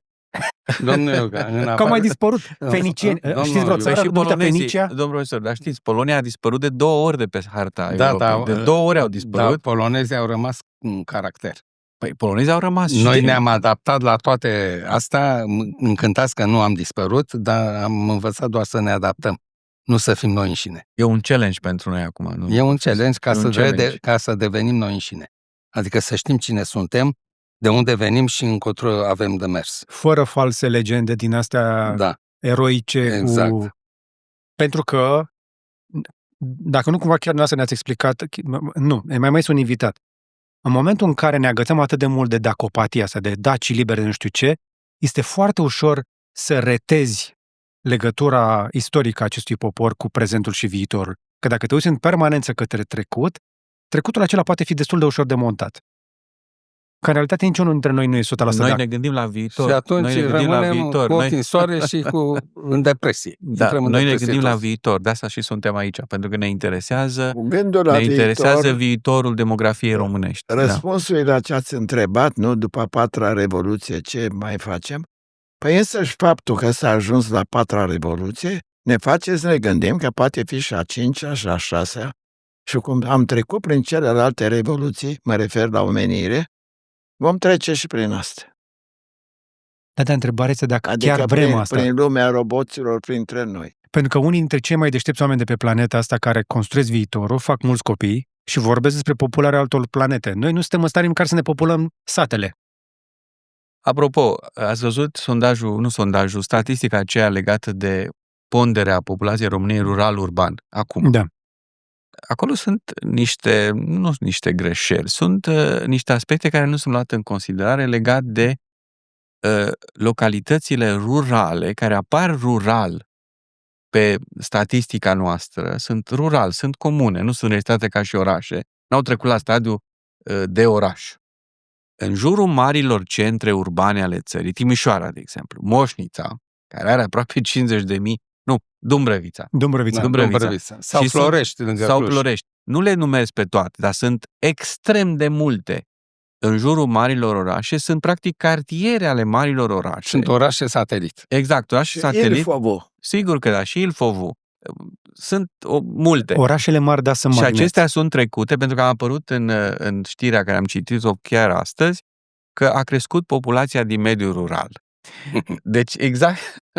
Da. Deci, practic, aceste corporatiști care și-au luat apartamente în exact, Florești. în Florești, în toate localitățile din jurul Iașiului, în toate localitățile, care toate sunt comune. Popeșle-Ordeni este oraș, Popeșle-Ordeni. Popeșle-Ordeni acum, cu tot ansamblul acela de locuințe care s-a construit acum, are vreo 80.000 de locuitori. Acolo e o problemă majoră. Nu numai acolo, că nu vreau să... În aceste aglomerări urbane, din jurul orașelor mari, apropo de motivarea tinerilor, cupluri să aibă al 2-lea copil, al 3-lea copil, sunt zeci de blocuri. Și în toată arealul acela unde sunt zeci de blocuri nu există o grădiniță sau o școală publică. O grădiniță sau o școală publică. Sau o creșă. Sau o creșă. Deci este în discuție incredibil. este modelul de dezvoltare. Atragem așadar populația în câteva centre mari urbane, dar am vrut... E un fenomen care se întâmplă la nivel european și mondial. La nivel mondial, se întâmplă viitorul umanității este în marile orașe, pe verticală, Sigur. pentru că toată lumea vrea acces, vrea servicii, vrea... Și costurile sunt mai reduse. Și costurile sunt mai reduse. Dar vă dau doar chestia asta. Că am vrut să verific, de-aia am deschis harta. Am fost recent la Baia Mare și spuneam că noi să ne vedem la Iași. De la Baia Mare la Iași, Da. știți cât îți ia să mergi cu mașina de la Baia Mare la Iași? 8 ore. Da. 8 ore. Ajung mai repede de la Iași la București. Așa este. Și de la Baia Mare la Iași, prin câte orașe mari am trecut? Păi ați trecut așa, depinde de unde ați luat-o, dar ați trecut prin Dej, Bistrița. Nu, n-am trecut prin Bistrița. Am luat-o prin Parcul Național Munții Rodnei, Câmpul Moldovenesc. Câmpul Moldovenesc. Ați pe Valea Izei, pe la... Ok, Borșa. A trecut peste munți. A trecut peste munți. În 8 ore am trecut singurul oraș mare, Câmpul Moldovenesc. Exact. În 8 ore. Dar v-ați bucurat de un peisaj fantastic. Era noapte. Era... Ok, îmi pare rău atunci. Și aveam anvelope de vară, fără să știu că munții Rodnei o să ningă în noaptea. O să ningă în noaptea aceea, da. Dar înțelegeți ce vreau să vă spun? Da. Sunt bucăți întregi din țara asta care nu doar sunt cu densitate foarte mică de populație, dar și dezvoltarea este inegală. Sigur că dacă vrem mai mulți oameni în interiorul acestei națiuni, trebuie să le dăm într-adevăr oportunități mai multe. Probabil că politicile acestea administrative, economice, trebuie focalizate pe ceea ce înseamnă aceste localități din jurul marilor centre urbane. Aici, investițiile acestea care se fac în niște comune, și acum se discută, e bine că se discută, comună cu 500 de locuitori, cu 1000 de locuitori care... Se le trage în gaze. Exact. Ce prostie e asta? Să faci acolo... Nu, încă o dată, sunt lucruri care țin de ceea ce face un specialist din Germania, din Austria, din Franța, face calcule economice și trage linie și spune e rentabil sau nu e rentabil pentru societate. Știți cum o rezolvi cu 500 de oameni? Le pui un parc fotovoltaic mic și un pachet de baterii lângă și e rezolvat. Ești mai ieftin să le pui la toți pompe de căldură decât să le tragi țeava de gaz. Da, tot și dintr-o dată comuna aia devine model de bune practici și atrage tot felul de tineri verzi la cap. Sigur. Dar nu avem gândirea asta pentru zona rurală. Pentru că la noi, la țară, în continuare pare așa un rezervor nesfârșit de resursă umană care de fapt nu prea mai e. Domnul, și vreau să vă întreb pe dumneavoastră și pe ascultătorii noastre o întrebare vreau să vă pun. De ce nu fac tinerii români copii? Mulțumesc de întrebare. Nu știm. O să facem un sondaj, să întrebăm. Pentru că aici e... O să vă spună, știți de ce o să vă spună? Că e scump să ai copii în România. O să vedem. În urmarea acelei cercetări sociologice, vrem să vedem și să vedem care sunt rezultatele, domnule profesor. Nu e așa? Copiii nu pot apărea decât în familie. Înseamnă că n-au familie. Da, sau nu sunt cuplurile acestea care sunt unite. N-au familie. Domnul profesor, noastră ați trăit o viață lungă și ați văzut România în mai multe etape de dezvoltare. Da. E greu să crești copii acum în România? E greu. A fost vreodată mai ușor? Stau și mă întreb. Nu, taică meu, din nefericire, a făcut o pneumonie când nu erau antibiotice și a murit la 53 de ani când eu aveam 1 an și eram al 4-lea copil. Mama, cu studii elementare, s-a angajat la fabrică, dar aveam casa noastră. Dom'le, toți am făcut studii și v-ați crescut unul pe altul. Universitare, da, pentru că eram cel mai mic și cel mai mare avea 14 ani. Într-o curte frumoasă în care aveau vreo 2-3 mai mulți chiriași, că a fost taică mea a făcut. În ce localitate? Reșița. La Reșița. Un centru industrial. Și un oraș foarte frumos, pe care românii nu prea știu, pentru că nu e în drum. Împrejurim extraordinar de frumoase. Da. Și nu pot să zic că acum e mai ușor ca atunci. Parcă era mai ușor atunci. Serios. Da, mai ales. Ce era mai ușor? În primul rând, n-am avut probleme cu școala. Am 4 copii care au făcut toți universități. 2 medici. Ce înseamnă probleme cu școala? 2 medici și profesor. profesor. Adică, Ce înseamnă că nu ați avut probleme cu școala? că n-ai bani să te duci, că nu ești îmbrăcat, că nu... Că n-ai încălțări, că N-ai încălțări, că... ți-e rușine. Mama câștiga suficient de mult încât să vă încalțe și să vă țină la școală? salariu de Nu muncitoare. erau pretențiile profesor atât de mari. Nu erau nici pretenții. Haideți să vorbim pe despre chestia asta, pentru că Aici. sunt lupe diferite. Domnule, eu v-am dat un exemplu care l-am trăit eu. Mi se pare relevant. Da, pe sigur. Cel mai important lucru din nevoile fundamentale este locuința pe care am avut-o. Aceea ne-a salvat. Ok. Și după aia? Sigur. Mă rog, erau niște pentru copii și pentru tineri erau niște sprijin din partea statului, care acum nu mai există. Cum ar fi? Cel mai ușor este să poți merge la studii universitare. Deci burse. Burse. Apropo că s-au tăiat bursele, ce n-a spus, mă iertați că spun, domnul Ministru. prim-ministru, că a ajuns la 1 miliard de euro, dar nu mi-a spus câți au crescut elevii care au primit bursă. Au rămas tot același număr sau s-a mulțit numărul S-a elevilor? mulțit, s-a democratizat prea mult baza celor care primesc bursă și a transformat-o într-un fel de ajutor social. Da, eu au zis bursă de merit în mod greșit. Exact. Dar era, de Aia fapt, e altceva. Și-au distorsionat. da. Ne-am furat, Nu știu ne-am dacă s-a mințit Și au singur iarăși. început Nu să știu se dacă umfle s-a notele în mod Nu știu artificial. dacă s-a înțeles întrebarea mea. Dacă s-a început cu 1000 de elevi și cu cât s-a ajuns când a fost 1 miliard. Corect. Pentru că James Lackman, un economist american, a spus că investiția în educație are un profit de 9 ori mai mare decât investiția. Așa este. Avem studii care ne arată că se duce până la 14 ori. Vă rog, eu am găsit acest Așa Lackman este. care a spus de 9 ori să Dar întorc este banii bursa, aceia înapoi. dar este bursa, banii dați unor studenți, este o investiție în educație, este iarăși o discuție pe care...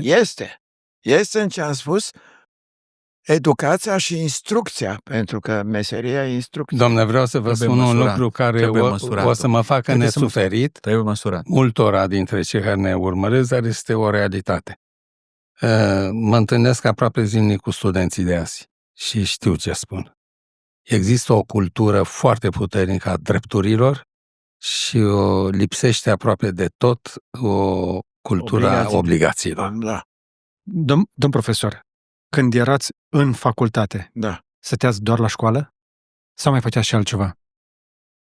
M-am ocupat doar de școală. Doar de școală. Când eram elev de liceu, prima zi de vacanță era prima zi de serviciu. Asta Asta acolo a fost. voiam să ajung. Păi da, am înțeles că asta vreți să întrebați. Ca student nu am făcut treaba Pentru asta. că noi ne plângem aici că nu avem forță de muncă și importăm emigranți care vin cu cultura lor și s-ar putea să avem niște probleme la capitolul ăsta. Nu încă. Dar ce-au pățit italienii, spaniolii, germanii, francezii, s-ar putea să se întâmple Marea Britanie. Și pe de altă parte, recunosc această cultură de care spuneți. Nu suntem aici să spunem lucrurile plăcute. Dar nu văd o motivație din partea oamenilor tineri să-și iau un job de vară măcar. Se duc la festivaluri. La festivalul Nostalgia, la Am o nepoată Told, studentă, Pe banii cui? pe banii părinților și bunicilor. am o nepoată studentă la Los Angeles și acum, vorbind cu ei, s-a angajat să aibă banii ei peste vară. Pentru că a fost Fără antrenată. să fie lipsită de... Pentru că a fost antrenată să fie independentă, exact cum a zis dumneavoastră, ca să nu fii dependent. Da, mama ei este medic acolo, câștigă bine, taică-sul la fel, Și atunci, vă mai provoc încă... dar a vrut banii ei. Asta este o cultură care trebuie antrenată. Da. Pentru că un copil întotdeauna o să vrea să rămână dependent dacă este păstrat dependent. Și Așa atunci e. întrebarea vine. Unii din acei tineri care stau în casele părinților la 30, 35, 40 de ani, unii dintre ei, sunt ținuți cumva cu biberonul de niște părinți care nu sunt în stare să-i înțarce? Sunt mai rare ăștia, dar sunt și aceștia. Adică, și de fapt, ei sunt ca niște persoane care sunt lipsiți de niște abilități. Nu vreau să folosesc cuvântul, dar cam ca un handicap. Acum înțelegeți de ce tot propun eu Pentru că nu mai pentru o are... reformă a educației și o școală a părinților pe lângă unitățile școlare, e că părinții au mare nevoie de educație, începând cu sănătatea familiei, cu dorința de a avea copii, cu informațiile necesare pentru a crește corect un copil, sănătos și așa, și pentru o relație fructuoasă cu școala. Pentru că cei mai mulți părinți nu au un limbaj comun cu profesorii și cu învățătorii. Nu înțeleg ce vor ăia să facă. Este celebrul, arhicunoscutul hău dintre spiritul științific din orice domeniu și simțul comun.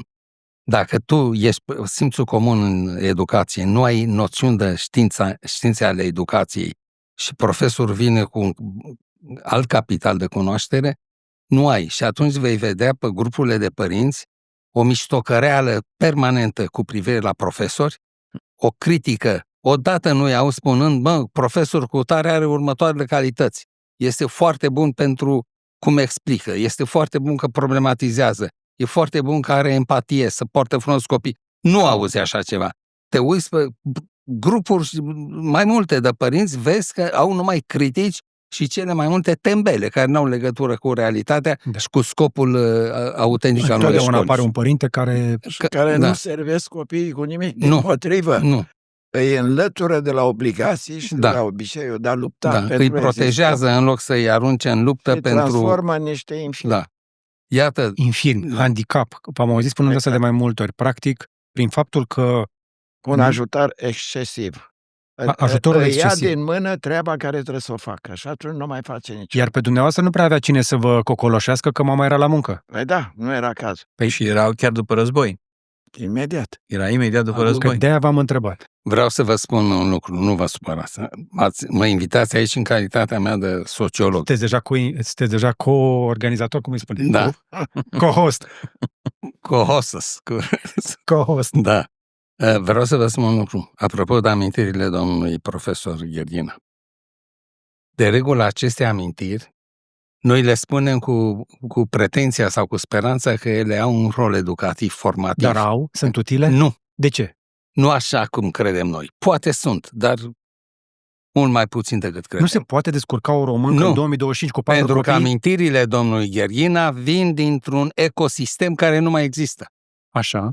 Este luată, dacă intrăm cu penseta acolo și scoatem chestia asta, că nu s-a descurcat, că au fost 5 copii, că toți au făcut universitate, că o mamă singură i-a crescut pe toți și că și-au permis așa ceva și explicăm asta doar prin faptul că aveau o casă, o locuință, nu ne potrivim cu ecosistemul de astăzi. Ce ne scapă? Tot sistemul care trebuie regândit în ce societate trăim astăzi. Care sunt toate condițiile, relația cu statul, relația cu instituțiile, relația cu școala. Pentru disponibilitatea la efort. Disponibilitatea la efort. Antrenamentul pentru disponibilitatea la efort. Pentru că mi și se implicare. reproșează chiar din interiorul familiei, alți membri. Nu mai dai exemplu ce ați făcut voi și ce ai făcut tu. Că nu se mai potrivește. Că erau alte vremuri și nu se mai Păi potrivește. tocmai erau alte vremuri. Tocmai erau alte vremuri grele, foarte Iertați-mă, grele. dar ce vârstă aveți? Confidențial. Eu, din câte am auzit, aveți o vârstă venerabilă și cu toate astea mi-ați spus că mergeți în fiecare zi, că vă întâlniți cu doctoranzii și mergeți la IOMC, nu? Da. Mai mult de 90% din pensionarii României nu sunt activi după ce au ieșit la pensie. Avem o cultură pasivă la toate nivelurile. Eu îi compătimesc. Domnul Bucin, Ca să nu mai zic că cei mai mulți nu mai citesc nimic. Dacă îmi permite, domnul profesor. Și atunci de ce să salvăm noi țara asta? Iar trebuie să o salvăm. Asta domnul Bucin, dacă îmi permite, domnul profesor, am să vă spun că acum dânsul coordonează activități de cercetare de cel mai înalt nivel din punct de vedere pe zona medicală. Această cercetare privind hipercolesterolemia familială, domnul profesor, este unicat în România. Dânsul face așa ceva la venerabila vârsta dânsului cu oameni Și este invitat în străinătate. Cu tineri doctoranți pe care ia lângă dânsul, îi mobilizează, îi împinge înainte. Îmi pare rău, dar e mai mult decât un exemplu dânsul, domnul profesor. Deci, lucrurile acestea și domnul profesor la fel. De ce am pus întrebarea asta? Pentru că mă întorc în viața timpurie în care a fost antrenat pentru efort. Aici este problema, da. Și apropo de familiile tinere, la care poți să le oferi condiții și statul, societatea românească în ansamblu trebuie să ofere condiții familiilor tinere, dar trebuie să existe și disponibilitatea la a se implica a tinerilor, a cuplurilor. Observați că toți trei invitații dumneavoastră de astăzi De a se implica. avem o orientare spre viitor, avem această cultură a viitorului. N-am fost orientați Asta ne interesează, viitorul, de asta suntem Eu, aici. în cartea mea, România ca proiect, am acolo, ați văzut un moto la unul din studii, unde ne sunt visătorii. Poezia lui Vlahuță. Da. Toți trei suntem niște visători. Ne-am gândit tot timpul la o realitate mai bună. Dar pragmatic. Pragmatic. Sigur, N-am visat cai verzi pe pereți. Am visat activ, făcând ceea ce gândim. Din păcate ne îmbăiem într-o cultură individualistă, competitivă, în care ne comparăm totdeauna în sus, ne uităm la ceilalți și vedem ce nu avem noi. Ne uităm la știri și vedem că viața ar fi grea, periculoasă și imprevizibilă și chestia asta taie elanul tinerilor de a crea familii și de a face copii. Am venit spre dumneavoastră cu un taxi. Și la un moment dat taxiul oprește în dreptul unei stații de autobuz. Pe banca stăteau doi oameni amărâți, oameni ai străzii, care căutau printr-o pungă neagră luată dintr-un coș. Și unul dintre ei avea niște bube mari în cap, una aici, mari, rotunde, așa, ieșeau prin păr. Și îi spun șoferului, zic, vă uitați la omul ăla? Să uită. Da, zice, l-o fi bătut cineva, zic, nu cred. Cred că e o afecțiune, o boală, pentru că nu e un singur loc, eu asta și arăta lustruită ca o chelie. Le avea de mult bubele alea, zic, e altceva. Zic, și la un moment dat îi spun, exact ce a spus dumneavoastră din ori, când ne comparăm între noi și tot timpul în sus. Și îi spun, zic, de multe ori când vrem să ne analizăm starea, situația în care ne aflăm, e bine să ne comparăm și cu alții în jos, nu doar în sus, ca să înțelegem cum stăm. La care el tace puțin, zice, da, dar sunt unii care iau concedii medicale fals și nu înțelesese. Da. Deci sunt oameni care nu înțeleg că trebuie să te mai compari și cu ăia de sub tine, ca să înțelegi, Doamne, îți mulțumesc pentru că pot să merg, că am 2 picioare, că am 2 mâini, că pot să mă hrănesc singur, că am autonomie, că am locuri de muncă, pot să câștig un ban cinstit cu munca mea pe meritele mele. Toate lucrurile astea trebuie să le considerăm niște daruri, niște avantaje. Absolut. De ce am deschis discuția asta? Pentru că suntem cetățeni europeni, vrem, nu vrem, dar suntem... Și vom fi tot timpul, și vom suntem geografic în Europa. Nu doar că suntem geografic. Geografic. Și numai civilizațional. Civilizațional suntem, sigur. Că asta e o banalitate că suntem în Europa geografic. Și istoric, sigur, dar și istoric am să, da. Dar și singurul istoric, fapt că suntem într-o clădire climatizată, cu luminile aprinse, care are apă curentă, apă caldă la cerere, niște cafea jos, acces pe infrastructură fără gropi până aici.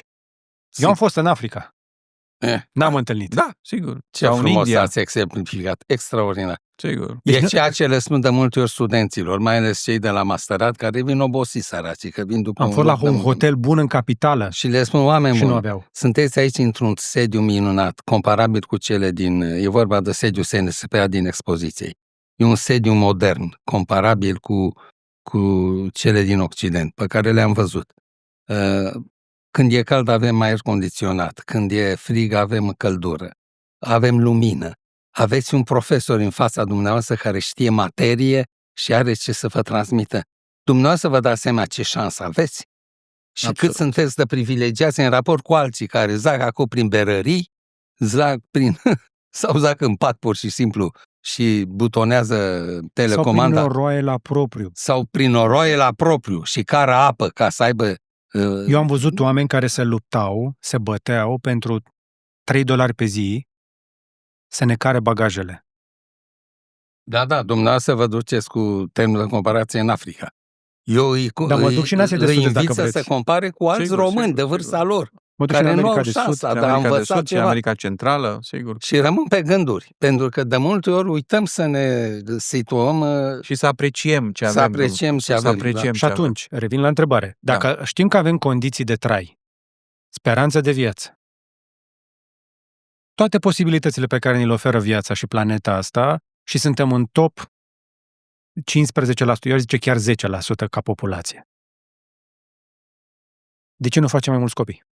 Asta e întrebarea care și eu mi-am pus-o și m-am pus-o și dumneavoastră. De ce nu fac românii, cuplurile tinere în România, Cum facem mai să-i mulți convingem pe copii? români Pentru să că e o facă mai mulți problemă de copii? conștientizare. Uite, vreau să vă spun un lucru. Și dacă le spunem, faceți mai mulți copii. Haideți să vă spun care e filozofia pe E care un stăm proces cu complex.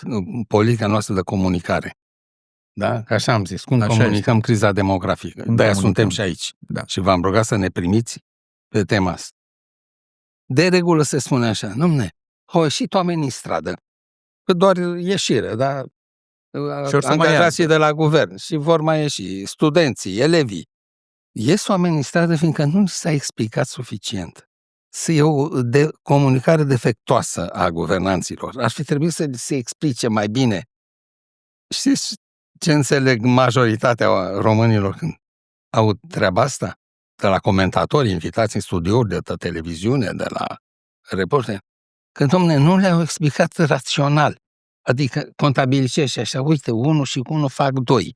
2 fără 2 ori 10 fac 20. Și dacă scadem 15, rămân doar 5 și nu ne ajung. Și face. Nu, despre asta e vorba. Atunci te explice. Să-i obișnuiești cu ideea. Să-l creezi o anumită atitudine pe care nu o au. Că despre asta discutăm de 2 ore. Atitudinea. A fi educat înseamnă să ai un anumit set de atitudini. Dacă nu le ai, ești needucat. Sau ești educat în altă direcție. Ok. Deci atitudinea este, merită să ies în stradă să mai cer nu știu câți bani la bursă, sau să încerc să înțeleg care e starea României, care e situația noastră actuală. Pentru că situația asta actuală, dacă nu o reparăm, ne vor pleca și mai mulți oameni din țară, iar cei de la Bruxelles ne vor trata și mai rău. Ne-am și nimerit noi să le zicem românilor să facă copii fix în recesiune. Păi noi trebuie să conștientizăm problema. Suntem în recesiune. Deci înțelegeți ce vrem noi cu această campanie? Să informăm în așa fel încât să le creăm o atitudine. Și să conștientizeze problema. Hai să zicem că oamenii înțeleg. Nu stăm să le explicăm rațional, fiindcă nu schimbi atitudinea unui om și comportamentul lui prin argumente raționale. Asta e o iluzie iluministă. Că omul e o ființă rațională și dacă îi dai argumente raționale, gata, să ai dreptate, nu mă gândisem. Nu, oamenii nu sunt așa. Dar trebuie să-i arăți care e starea de fapt, să-și dai seama de context, să se conștientizeze în contextul respectiv, să schimbă cu timpul atitudinea, stai puțin, să zic mersi că am asta. Doamne ferește să nu le mai am. Doamne ferește de mai rău, cum să spune. Okay. Asta înseamnă să comunici. A comunica pe limbajul celor cărora te adresezi nu înseamnă, cum crede lumea, să folosești cuvintele folosite de ei. Înseamnă să te duci pe interesele lor reale. Ce interesează pe oameni? Și de acolo să pleci să le transmiți mesajul pe care vrei. Okay. Ori noi nu plecăm de la interesul real al oamenilor. Dar dacă înțelegem totuși că avem cel puțin suficient, da? Putem construi peste chestia asta. Dacă ați avea pe cineva în față, un cuplu tânăr de 20-25 de ani, sau niște tineri care se gândesc dacă sau nu să intre într-o relație sau să-și construiască o familie, ce le-ați spune? Cine vrea să înceapă primul? În ordinea vârstei. În ordinea vârstei și a importanței. Medical prima dată. Medical. Vedeți ce capcană v-au întins? Da, păi nu sunt abili. De acolo se începe, de la partea medicală. Că sunt la vârsta sunt sănătoși. Cea mai potrivită ca să întemeieze o familie. Că poate fi sprijiniți de familia din spatele lor, că poate prin profesia lor să poate să-și asigure independent existența, Mă întorc puțin iarăși la Franța. Femeile de acolo au făcut mai mulți copii, nu numai că a făcut unul, au făcut 2, 3. De ce? Pentru că aveau îngrijirea preșcolară, adică după ce a terminat cu 1-2 ani, a dus la creșă. Și după aceea, când a terminat cu creșă, preșcolarul s-a dus la grădiniță și după aceea la școală. Și a avut toate aceste etape care i-a ajutat familia tânără, care amândoi erau la servici din cauza asta, și au putut avea acești copii. Deci e posibil. Avem școli, multe din ele lăsate de izbeliște, că au plecat oameni din anumite localități, dar baza materială o avem. Avem, adică... Trebuie doar să o populăm. Da. Cu oameni și cu deci, și că e servicii. posibil și atunci e păcat. Că pentru că mai e ceva. Căsătoria, copiii sunt o problemă temporară. Dacă timpul trece și nu le-ai făcut, nu se mai întorc. Este un argument foarte important. De aici, domnul... Da. E foarte important.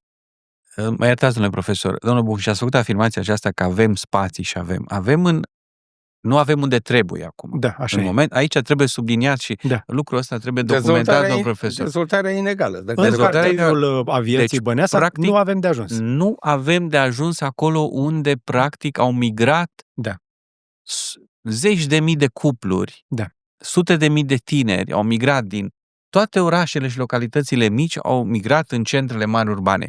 Iar în centrele acestea mari urbane, cum este și București, Timișoara, Clujul, Iașu, Craiova, Brașovul, nu avem suficient. Da, așa este. Și aici trebuie să asigurăm în jurul marilor orașe, la aceste localități care s-au creat, cartiere în jurul orașelor. Și ce le spuneți unui tânăr? Ce spuneți unui tânăr? Ce recomandare le faceți? Dar nu, lăsați-l, nu, că trebuie respectat criteriul.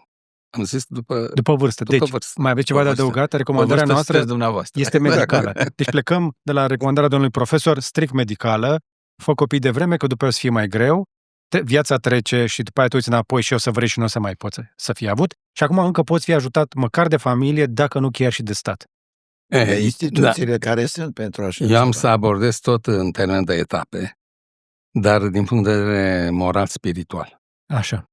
I-aș spune așa, că viața unui om se compune din 3 etape mari. Etapa estetică, etapa etică și etapa religioasă. Asta a spus-o un mare filozof danez, Søren Kierkegaard. Este demonstrată de realitate, cum ai lua-o, este un lucru deja dovedit. Etapa estetică este când preferi să faci ceea ce îți place, nu ce trebuie. Etapa etică e când începi să faci ceea ce trebuie și mai puțin ceea ce îți place. Ba, de multe ori începe să-ți placă ceea ce faci, fiindcă faci ceea ce trebuie. De ce? Pentru că ai obligații față de partenerul de viață, ai obligații față de copiii pe care i-ai făcut, ai obligații față de colegi, față de șefi. Deci, când se intră în etapa etică? Când te angajezi în muncă și când îți faci o familie. Atunci devii cu adevărat o ființă responsabilă.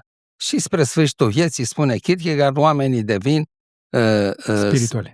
spirituali în sensul că se dedică unei cauze, unei idei, unui Dumnezeu. Nu e neapărat religios în sensul strict. E o etapă de spiritualitate. Bun. Ce vreau să le spun? Să-i spun acestui tânăr.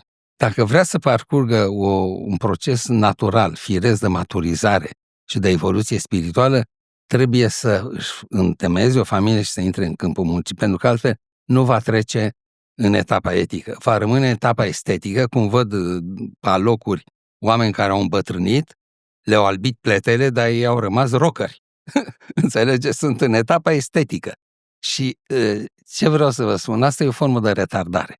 Dacă vor să fie retardați, adică pe românește înapoiați, să continuă să trăiască. Știi, e plin pe internet de tutoriale de cum să ieși la pensie la 25 de ani. E incredibil. Asta... Da, nu știți de trendul ăsta? Nu, chiar nu. Da, get rich. Chiar nu.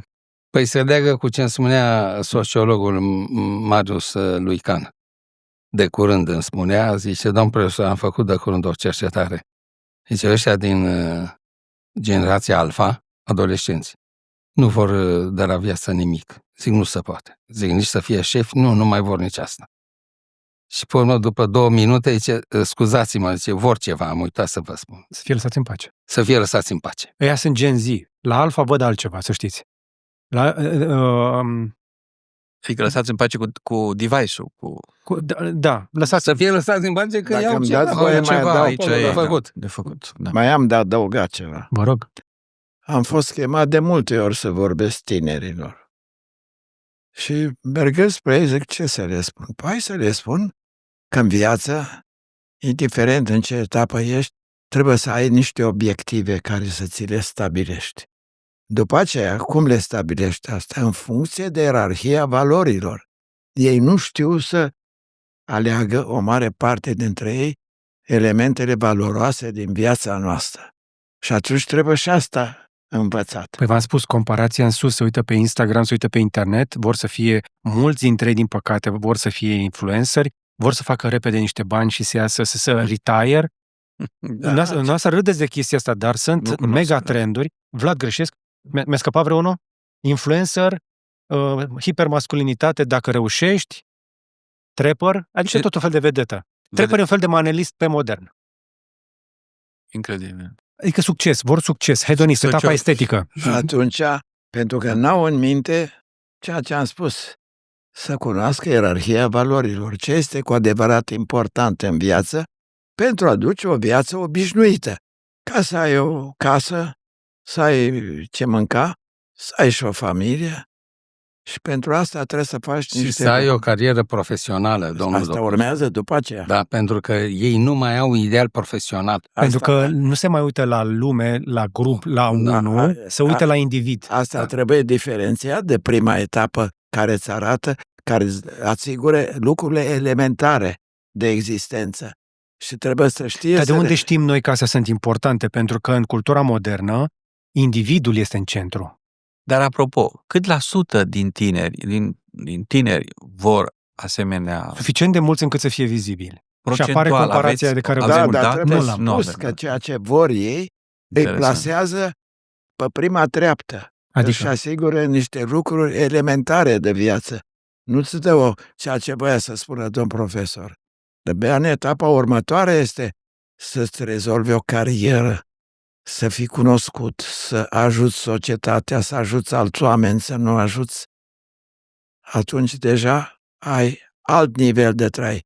Și cel care l-ați spus cu spiritualitatea e ultima, în care vine creația, în Autorealizarea. artă, în cultură, Realizarea de sine. realizarea de sine. Atunci vine ultima treaptă care îți aduce adevărata fericire pe pământul ăsta. Ei trebuie învățați să fie fericiți. dar Să nu asta știu- vreți să-mi spuneți că dacă la 24 de ani fac 1 milion, nu înseamnă că mi-am făcut treaba ca individ și pot să mă duc să devin spiritual? Mă duc în Tibet, să mă duc la călugării tibetani și îmi fac și un pic de nirvana. Nu, asta- n-ai făcut nimic nu. cu asta. De ce? Nu. De unde știu eu că nu e o scurtătură? Fiindcă nu e constructiv, nu te clădește. E o Trebuie experiență să- care nu te clădește. Să-i dea, cum să zic, în interiorul sufletului său, să-i dea satisfacția că asta vrea în viață, asta îl fericește în viață, îl face bucuros. Dar el e că chill. trăiește. Ați auzit cuvântul ăsta? El e chill. Deci chestia care e cea mai la Nu-l modă, interesează nimic. da, să fie relaxat, să fie chill, să fie lăsat în pace. Și atunci dacă el și-a atins acest obiectiv, de ce ar trebui să se mai străduiască pentru altceva? Aici, Trebuie să nu. știe că trăiește la nivelul unei legume. Da. Să afle, să Dar știe. e și ăsta un mod de a Știți ce trăi. spune Jean-Paul Sartre? Jean-Paul Sartre, spun pentru cei care ne urmăresc, este unul dintre marii gânditori ai secolului 20, profesor la Sorbona, scriitor, dramaturg, filozof și este cel care a scris L'être et néant, adică existență și inexistență, existență și neant. Este un mare gânditor. Într-o conferință la Sorbona în 56 spune așa: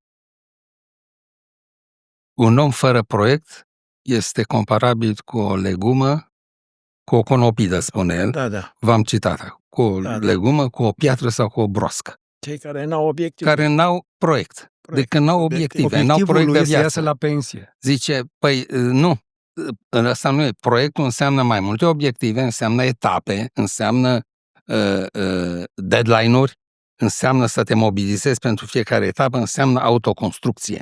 Asta înseamnă să fii om pe deplin. El chiar spune, Sartre, a ajunge la plenitudinea esenței umane înseamnă să realizezi un proiect și spune omul e o ființă proiect. Eu vreau să spun și asta, pledoaria asta o fac și în cartea mea România ca proiect. Avem nevoie de ideea de proiect, nu să stăm ca un pai pe apă care să duce și el unde îl duce curentul. Nu, aia nu e viață. Viața trebuie luată în mâini și construită. Problema însă e alta și vreau să vă punctez ce a spus cu cel care vrea să ducă în Tibet. Dacă se convertește acolo, n-am nicio problemă. Cum a fost fiul marelui... Trece peste etapa etică și se duce direct la spiritual. Da, v-am înțeles. E fiul marelui filozof Jean-François Revel, asta a făcut. S-a dus în Tibet, l-a cunoscut pe Dalai Lama, a devenit purtătorul lui de cuvânt, după care s-a convertit. Și a ajuns un mare călugăr și înțelept budist. Se poate întâmpla, dacă face asta, dacă se converge, nu se duce ca turistul acolo și vine și ne vinde pe urmă o vulgarizare a înțelepciunii tibetane. Deci dacă face asta, ce vreau însă să vă spun? Eu n-am nimic cu un astfel de om. Și vreau să vă spun că noi suntem aici, nu suntem o instanță care judecă și care dă sancțiuni și recompense. Nu suntem în genul ăla, noi suntem profesori și a toate știutori. Nu. Vreau să vă spun un lucru și asta o spun pentru cei care ne urmăresc. Idealurile de viață nu pot fi comparate. Nu cred că există idealuri superioare și idealuri inferioare. Fiecare are idealul lui de viață. Poate fi un ideal politic, un ideal moral, un ideal profesional, un ideal erotic, un ideal de aventurier, de cunoașterea lumii. Nu, eu nu le ierarhizez. Pentru că fiecare ideal de viață este produsul final al unui proces de unei istorii personale. Adică nu criticăm noi, pentru că dumneavoastră nu aveți istoria mea personală, domnul Gherghina și domnul Iuga nu au aceeași istorie personală. Fiecare. Faptul că ne-am întâlnit la aceeași masă și discutăm lucruri comune care ne interesează toți, se datorează unei întâmplări fericite, că formăm o cultură prin educația noastră, prin dezvoltarea noastră profesională, avem o cultură cu valori comune. Dar altfel nu am. Sunt oameni care, printre care și cei care ne urmăresc, care nu au nicio treabă cu ce zicem noi aici. Și mai lăsați-mi, Doamne, pace. Sunt oameni care în viața lor nu-și doresc să aibă copii. Da. Pentru că au alte opțiuni de carieră. Sau nu-și doresc să aibă o profesie. Sau nu-și doresc să aibă, să respecte niște reguli. Ei cred că a fi liber înseamnă să nu respecti regulile.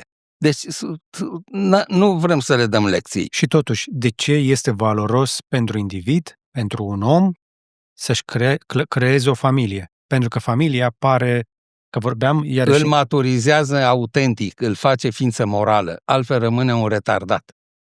Dacă apare și la 60 de ani și la 70 de ani cu ciocate și cu pletele în vânt și cu chitara la... Scuzați-mă.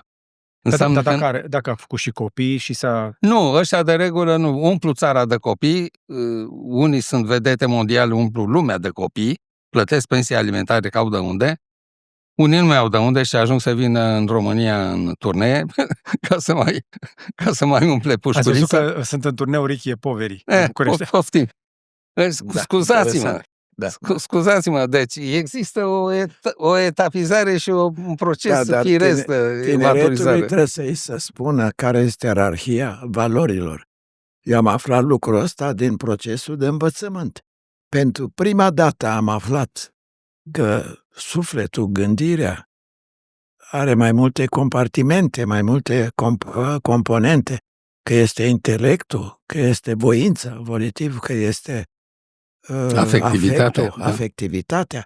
Unde le-am aflat asta prima dată? De la profesorul meu. De psihologie. Nu, de matematică. Chiriță se chema domn profesor în clasa 6. Pentru prima dată atunci am aflat. Ăla e profesor. Ăla e profesor, să știți. Iar mai departe, ierarhia valorilor student la medicină, când profesorul de chimie, originar din Brăila, îmi scapă numele acum, o oră întreagă ne-a vorbit de ierarhia valorilor. În față avea studenți în anul 2 la medicină.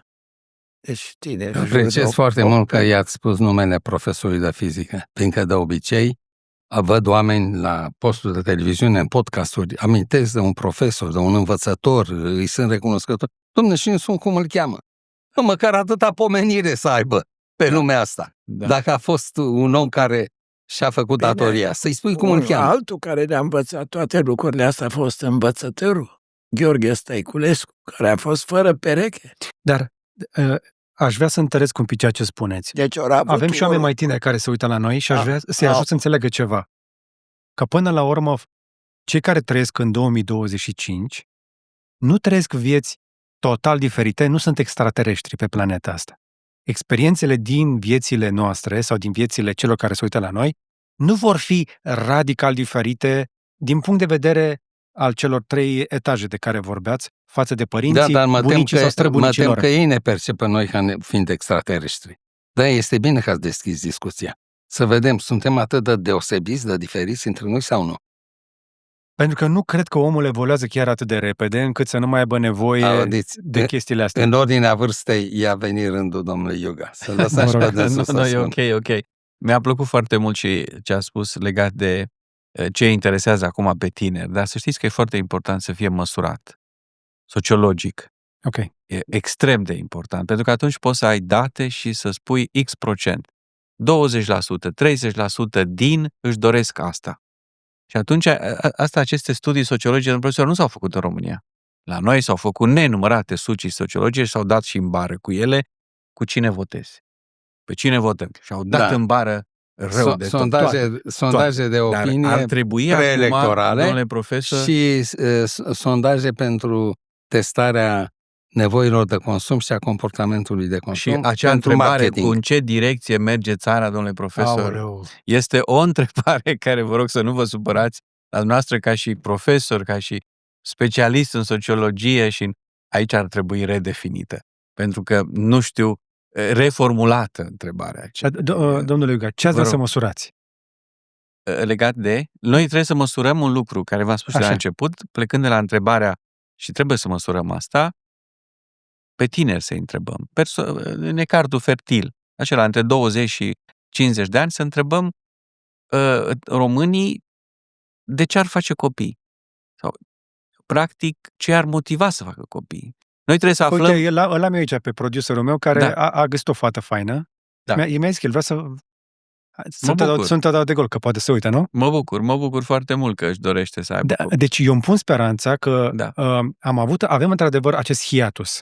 După Revoluție am avut mineriadele care au decimat mare parte din spiritul civic și din multe lucruri de pe aici. După care am avut românii care au plecat în diaspora și au lăsat copiii aici care au crescut de capul lor. Văd însă un val la cei, să zicem așa, de pe la 10, 12, 14 ani care încep să fie foarte motivați. Vorbeam aseară, spre exemplu, cu copilul unor prieteni întors din America, unde acolo imigrările îi cam vânează. Și se gândea dacă se întoarcă sau nu la studii acolo. Poate face ceva aici. Trebuie să facă ceva cu viața lui, nu are de ales. La fel, mai sunt și oameni de 20, dar avem această problemă. Eu cred că cea mai mare problemă avem între 20 și 35. Și cred că aici aș studia. Din nou, speculez, este apropo din de avion. producătorul dumneavoastră, îl apreciez foarte mult și îl fericesc că și-a pus întrebarea asta. Și știți de ce? Pentru că atunci când iubești cu adevărat un om, simți nevoia să ai un copil cu el. Și dacă ești femeie și dacă ești bărbat.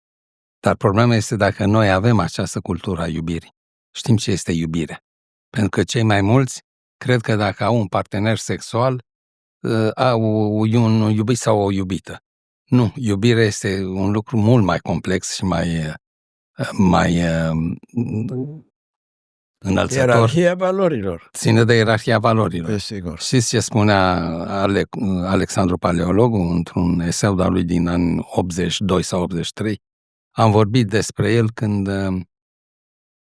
am fost la dumneavoastră cu Teodor Paleologu. și l-am citat pe tatăl dumnealui. Cu celebrul fiu. Da, cu celebrul fiu. Și l-am citat din cartea aceea, Bunul simț ca paradox. Spune la un moment dat, zice, dragostea fără filozofie este o simplă problemă de secreție și de orgoliu. Ce vrea să spună?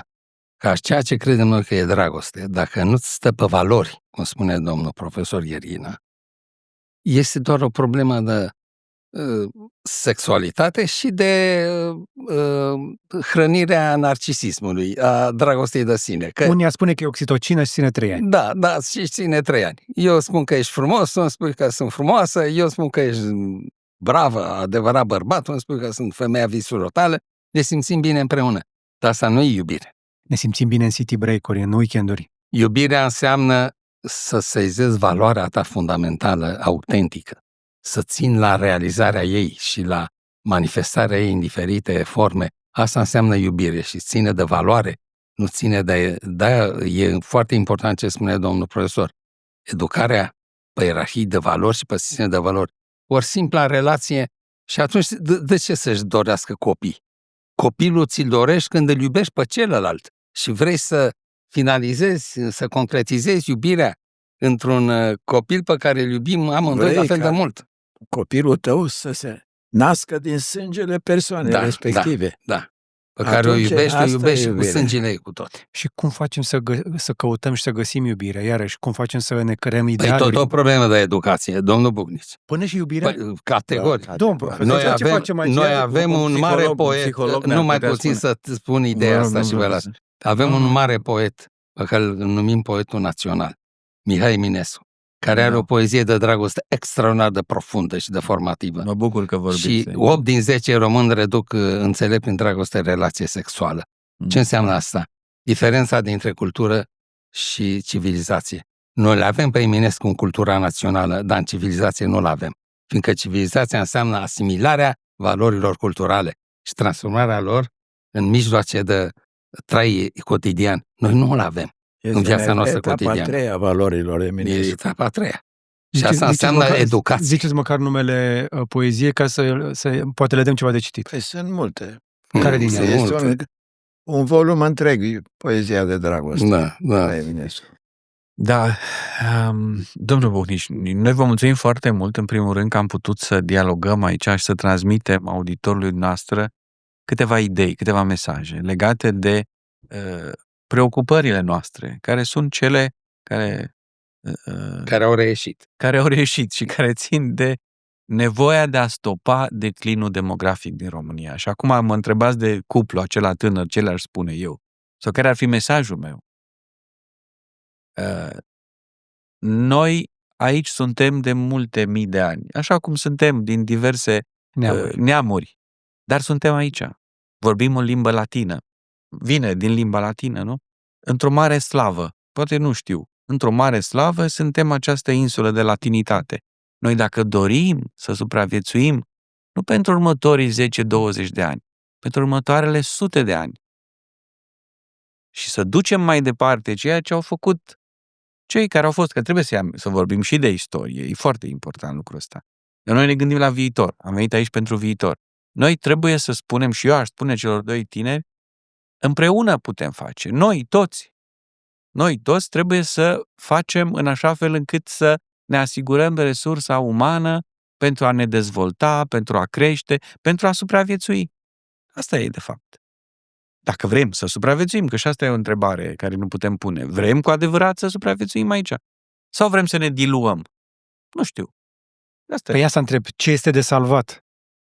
Ce e de salvat pe termen lung, gândiți-vă și repet ce am spus la început, dacă în anul 2100, conform Organizației Națiunilor Unite, o să fim 8 milioane, cum credeți că o să supraviețuim noi în contextul acesta geopolitic în care acum suntem și vedem ce se întâmplă în jurul nostru? Pentru teritoriul acesta suntem și acum prea puțini. Păi și acum suntem prea puțini, exact. Pentru teritoriul pe care îl avem suntem prea puțini și vecinii noștri, unii dintre ei, mai mult sau mai îndepărtați, vor fi tentați să iau o bucată.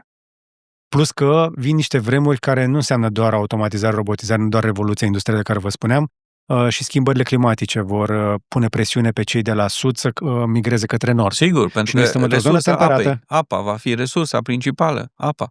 Dar, apropo, să știți, probabil că nu sunteți la curent, dar noi suntem, toate țările din jurul nostru, Polonia, nu mai vorbesc, și Cehia, și Ungaria, toți au politici de stimulare a natalității. Toți se gândesc la lucrul acesta. Și cei de la estul îndepărtat s-au apropiat acum, așa, puțin mai dincolo de Nistru, de Nipru, pardon, și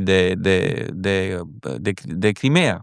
Da? Și ei își pun problema aceasta. Sporul demografic este o mare problemă și în Rusia. Absolut. E o problemă uriașă. Și am văzut știri, am văzut și toată lumea poate să vadă.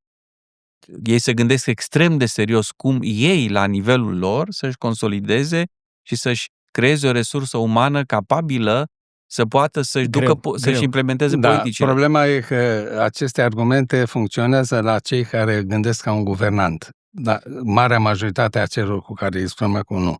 Și pentru asta vreau să vă citesc mesajul pe care mi l-a trimis de curând o colegă, fosta mea asistentă la semiotică acum câțiva ani. Între timp a evoluat foarte frumos, nu mai este asistentă, este colega mea pe care o respect foarte mult. Și de curând a născut. Și îmi trimite acest mesaj. Domnule profesor, vreau să împărtășesc cu dumneavoastră un moment la care țin mult.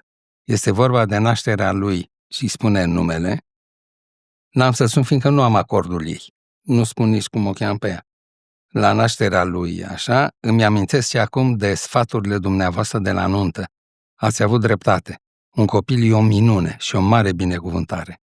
Las aici o fotografie cu el, abia acum am prins curaj să vă trimit salutări calde. Nu există om bogat, sărac, inteligent sau nu, care să nu spună chestia asta. Antrenament pentru a comunica ce a spus domnule profesor.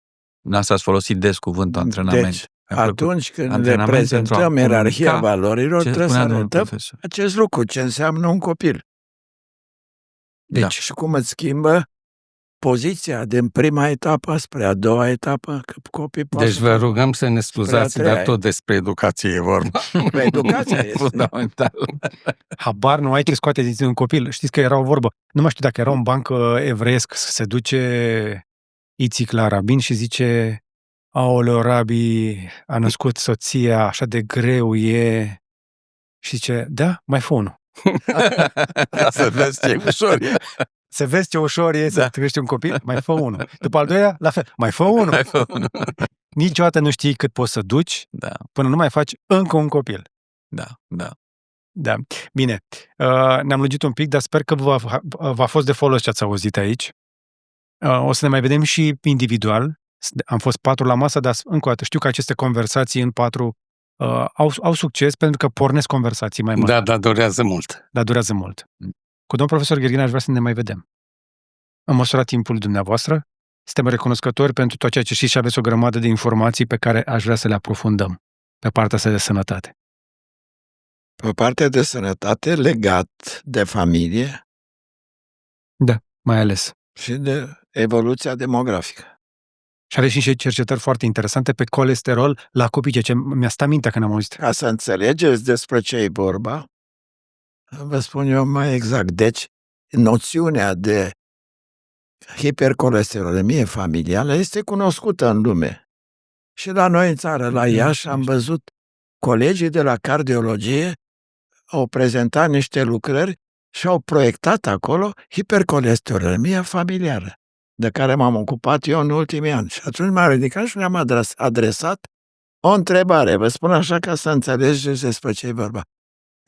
La câți copii ați găsit hipercolesterolemie familială? Pentru mine e o boală a copilului, se naște cu ea.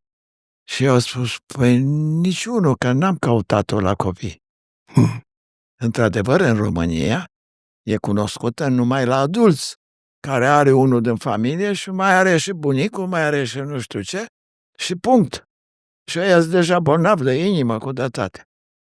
Și atunci eu le-am spus că asta e o boală a copiilor. Primul caz la mie, cu nivelul ăsta de 900-1000 față de 130, cât e normalul, a avut 4 luni.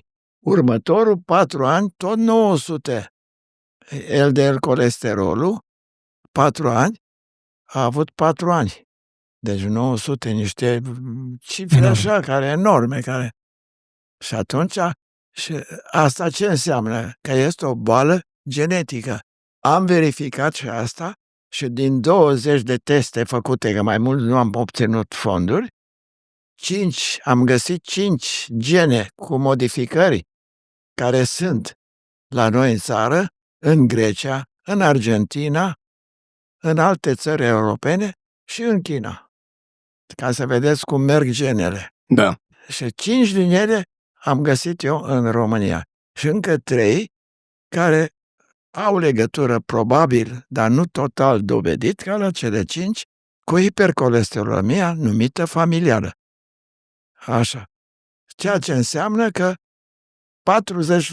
40% din 20 au această modificare. Mie mi se pare enorm. Este. Am dat unei doctorande să verifice prezența LDL colesterolului la 3.000 de copii sub 9 ani. Și a găsit valori anormale de peste 160 mg față de 130 la 11,37%, adică peste 300, care mi se pare de asemenea enorm. Domnul profesor, știți de ce v-a invitat să mai veniți, domnul Bucnici? Pentru că dânsul vi-l părăsc.